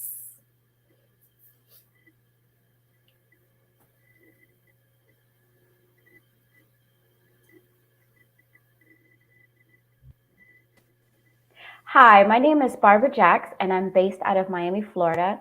I'm in my early 40s, and I am the founder of Jacks, a vegan and sustainable skincare line created for women of color. About 9.5 years ago, my husband and I learned that we were expecting our daughter.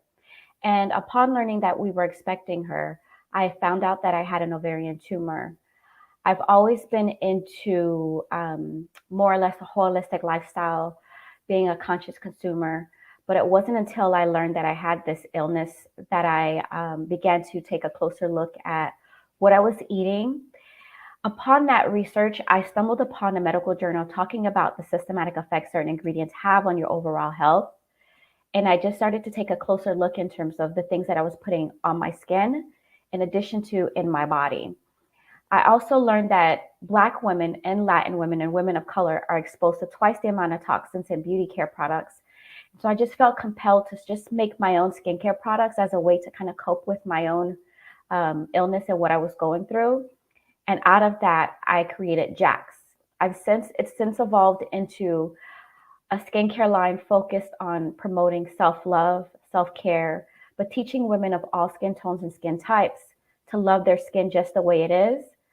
We also source products, ingredients that are vegan, and the packaging is also sustainable. But most importantly, we actually focus on addressing skincare concerns for women of color like hyperpigmentation, acne, and protecting your skin as you age. And so that is what I've created, and this is my story. It's absolutely wonderful to have you with us today. Thank you for coming online and sharing the story. How did things go for you medically after you discovered this diagnosis? Since having her, I had the tumor removed and I had to have a C-section at the same time. What that taught me was that to just be aware of what I was putting into my body. I've since learned that I had a chicken intolerance and a soy intolerance, because at the time, my conception of eating whole foods was a large amount of processed soy, and my body began to build an intolerance, and that made me even more sick. It was feeding my tumor and my fibroids. And so as a result of that, I have since I no longer eat that. but it just made me become appreciative of the life that I was creating for myself, the life that I created for my child, and to just become more present and to live every day um, more appreciatively. They say that food is medicine. And a lot of times we don't realize we eat very unconsciously. We put food in our mouths and we don't actually pay attention to what it is and what's the impact. But I think the biggest organ we have is our skin. Mm-hmm. We are putting stuff in our hair, we're putting lotions on our faces. And you're right, Black women do tend to be the most exposed. We do put a lot of lotion, and again, people are doing it without being aware of what it can do to your health. So tell us a little bit about your product, what makes it different, what is it made of? Yeah, I could definitely go into that. But one point that you did mention in terms of women of color being, or particularly Black women being exposed to the twice the amount of toxins is ultimately our hair is different and our skin is different from our counterparts. And so we tend to get our hair done more often. And when you're, back, I remember growing up in the 80s where you would typically go see a hairdresser every couple of weeks if you had a perm, right? And so if you're processing and using twice, if you're going to see this esthetician, excuse me, not this esthetician, but this hairdresser twice the amount of times than our counterparts, of course, you're going to be exposed to it twice as much. And then also when you talk about the ingredients that are in the products that mimic the estrogen hormone, that are carcinogenic, that are linked to hormone disruptors, that is even more toxic in a sense that we're using even daily. So on an average, I believe women use about 14 products in the morning alone. And so if you're using 14 products in the morning, and if you have melanated skin where you may be applying a moisturizer in the middle of the day and then doing that again at night, that can cause even more long-term effects to your and harm to your body. What we use in our products. So our products was inspired because my parents are from the Caribbean and I grew up here in Miami, where I'm surrounded by a mass or different cultures. I basically we use vegan products, but the inspiration has to do with my Caribbean background. And so growing up in the islands or living in a tropical environment where jackfruit is readily available, papaya, hibiscus, plantains, yucca, those are the main ingredients or some of the main ingredients that are in the collection and the formulations that inspired the line. So if you ever get a chance to get your hands on the products and you smell the herbal infusion that is in it, you'll feel like you're in the tropics because the inspiration behind that is using those antioxidant rich ingredients that would actually feed, repair, and heal your skin. And oftentimes when I'm talking about skincare, when we talk about melanated skin or women of color, I don't like to use the word anti-aging because we tend to age differently where we don't have fine lines. Where we typically have fine lines, we don't have wrinkles. Our skin kind of ages in a different way as a result of the melanin. I like to say we at Jax like to protect our skin as we age because ultimately you can't reverse aging. And so anti-aging is counterproductive. But if you can protect your skin as you age, you can preserve the youthfulness in your skin if you know how to properly, right? And so using ingredients sourced from the earth, using sustainable packaging that would actually help preserve the formulations and not harm the earth, that is how we are choosing to make a difference with the Jax product line. So your product is totally eco-friendly, the packaging, the contents.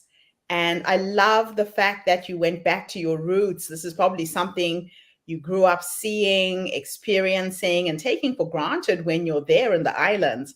I know I'm from Zimbabwe, and I actually didn't know the meaning of the word organic until I left and started living in the UK. And I ate an apple that looked nice on the outside, but tasted nothing like an apple I'd ever tasted before. So it's awesome that you're drawing on that strength as well. So your business has been going for a couple of years. if you were to give advice to another entrepreneur who's online right now, listening in and is scared of starting a new business, fearful of going down this road, what has been your experience? What nuggets of wisdom could you share today? Oh my gosh. So first thing first, the first thing that comes to mind when I first started my business was I sought out a mentor. I have a background in communications, and delving into the world of beauty was very new to me. And so finding someone that would help me navigate and understand and sort of figure out what I wanted to do, why I wanted to do it, and be able to um, execute that in a way where it was visually appealing, that reached the masses, and also um, resulted in sales and converting customers and building a community around me was very helpful. Number two, I would say have a game plan, and focus on creating a brand that would actually resonate with their ideal customers. Because I remember first, very early on, I was creating the products for myself, and I'm not the typical customer. I don't really, what attracts me to a product is not so much the packaging, um, but more so the quality. And I was creating the products for myself, and I wasn't hitting the right, I wasn't doing it correctly. So research who your customer is, because you're not selling to yourself, you're selling to different people. And then mind your finances, because that is a very important part of growing and sustaining a business, which is your finances. And then number two, the importance of self-care and disconnecting, because I think one of the problems that I do have is that I'm always focused on business, business, business.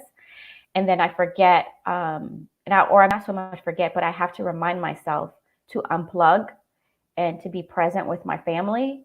Because when I get focused, laser focused, I tend to block everything out just to complete the task. But none of this would be worthwhile if you don't have the people in your life to share it with.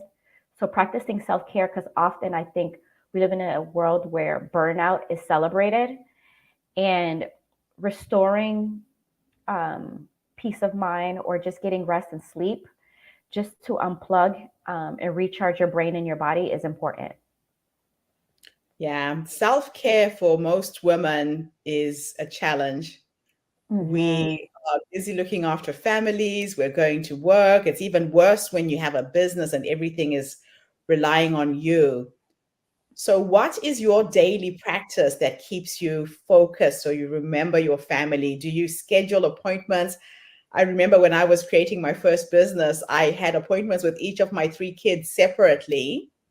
Oh, wow. Every, yeah, so that I would just remember just to spend an hour with each one of them every day. So, what have you done to find that balance? For me, honestly, it's a matter of just unplugging. After, I feel like the older I get, the less my brain is able to sit in front of a computer for an extended period of time. So when I get home, even if I have the computer open and if my family's there, I'll just push it to the side and just be present. And I just feel like the nights, you can't replace, you just can't replace certain time with them. And if I feel that, it's often just reading the room. So if I feel like, okay, my entire family's in this space and I'm on the computer, it's just selfish. So I would just unplug and get back to it, because at the end of the day, emails and those tasks can wait till tomorrow. In the mornings, I make it a priority to take my daughter to school in the morning, so that I get that time to just reconnect with her, find out what's going on in her world, check in with her and her, how her emotions doing, how she's doing. And then from time to time, we have a system where my husband tends to pick her up from after school, where I would actually just pick her up so I can spend a little bit more time with her. And with my husband, we do date nights or couples, double dating with couples. And we often sometimes work out together. not in a while, but we tend to work out together or just spend time with family and friends, which are kind of like the things that I like to do to just replenish my energy, just being around the people that I love, either very close friends and family members. And those are the things I find that scheduling don't always work out, like plotting it into a calendar, because you just don't know what may happen. But just being able to read the room, if I need to be present, I'll just shut it down, and just reschedule my calls or reschedule my meetings. But Yeah. at the top of my list comes my family. So for me, I've learned the hard way that it is very important to make time for myself and make time for my family. I love that. I got a small video clip from one of my sons, my oldest son, yesterday. He saw this woman sitting braiding her son's hair, and he said to me, "Mom, do you remember the hours we used to spend when you did my hair?" So I have two boys who had dreadlocks, and you know what it's like with our hair. That would be a whole day's work. And Mm-hmm. driving them to school. My kids could have got on the train and got to school in 12 minutes, but I would sit in traffic for an hour every Mm. day to go and drop them off and pick them up. And with boys, it's more challenging because they don't talk. But when I had them, Mm-hmm. they had to talk to me. So they were my captive audience, and people thought I was. Exactly. They don't have anywhere to go, so they're forced to sit there, and you can just say, "Well, what's really going on?" You can ask Yes. those questions. Well, why do you think that happened? And just figure out what's going on in their world, because they may not act like they appreciate it, but they do.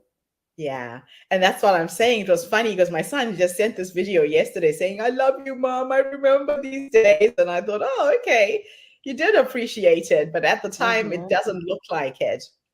So now let me take you into the future. Mm-hmm.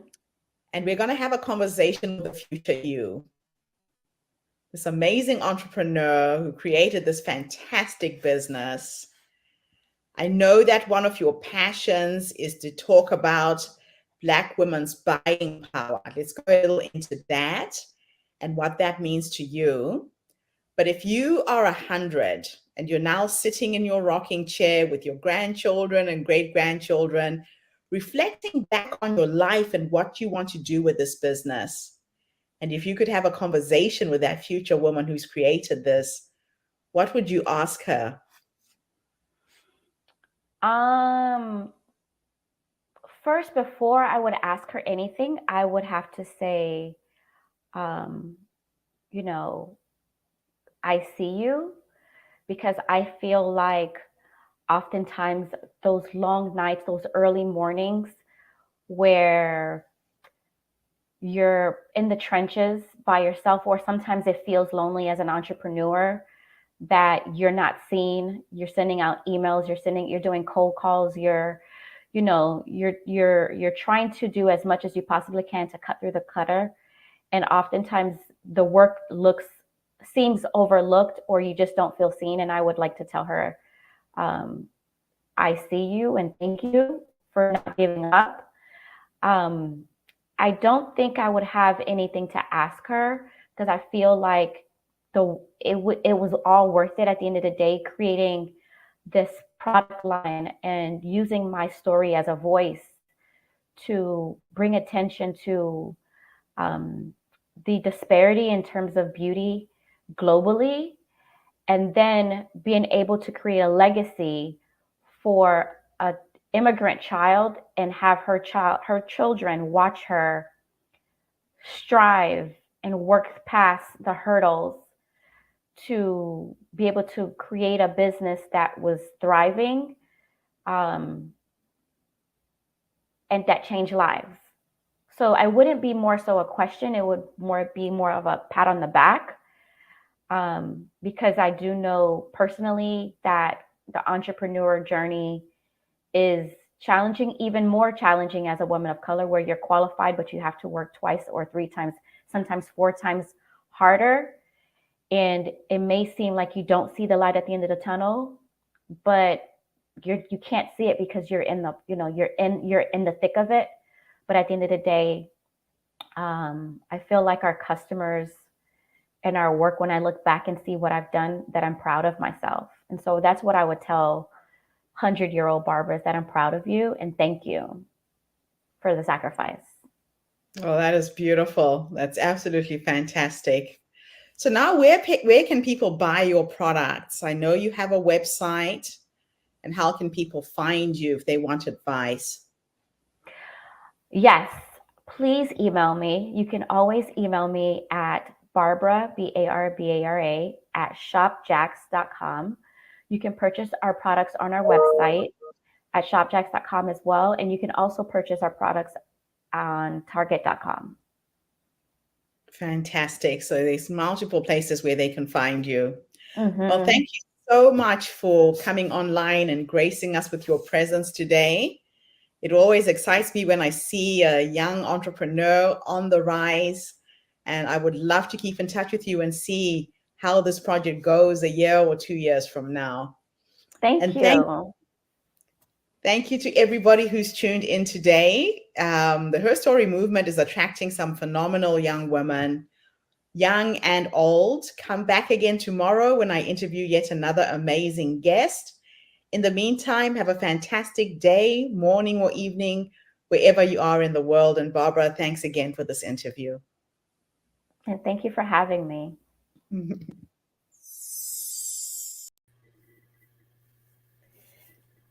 That was exciting. I'm always looking for a good skincare regimen. I have very sensitive skin. Hey. It can get dry pretty much, and I have to be careful of the sun. And I'm a golfer, and I love the sun. So it has to have some sort of sunscreen in it, but it has to be gentle. You are challenged completely. Yeah, no, she's awesome. I just love everything she's bringing. You know, growing up in the Caribbean is almost like growing up in Africa, where we have a lot of organic things around us that we can use to create all of these magical products. And yeah, I'm really excited for her for this business. So that brings us to the end of day 1 of the HerStory Online Summit. Terry, thank you so much for being here and sharing the day with me, or the morning. Well, thank you to everybody who's tuned in. This was awesome. All right, everyone, we will see you again tomorrow, same time, 7 a.m. in New Zealand, 8 p.m. in the UK, 9 a.m. in Melbourne, Australia. Terry, what time was it there when we started on Central Time? Oh, gosh, I can't even remember. I know it was 12 noon in Pacific time, so probably 1 o'clock. I think it was about 1 o'clock, yes. Yes, 1 o'clock U.S. Central Time. Thank you, everybody, and see you again tomorrow. Have a fantastic day. Thank you.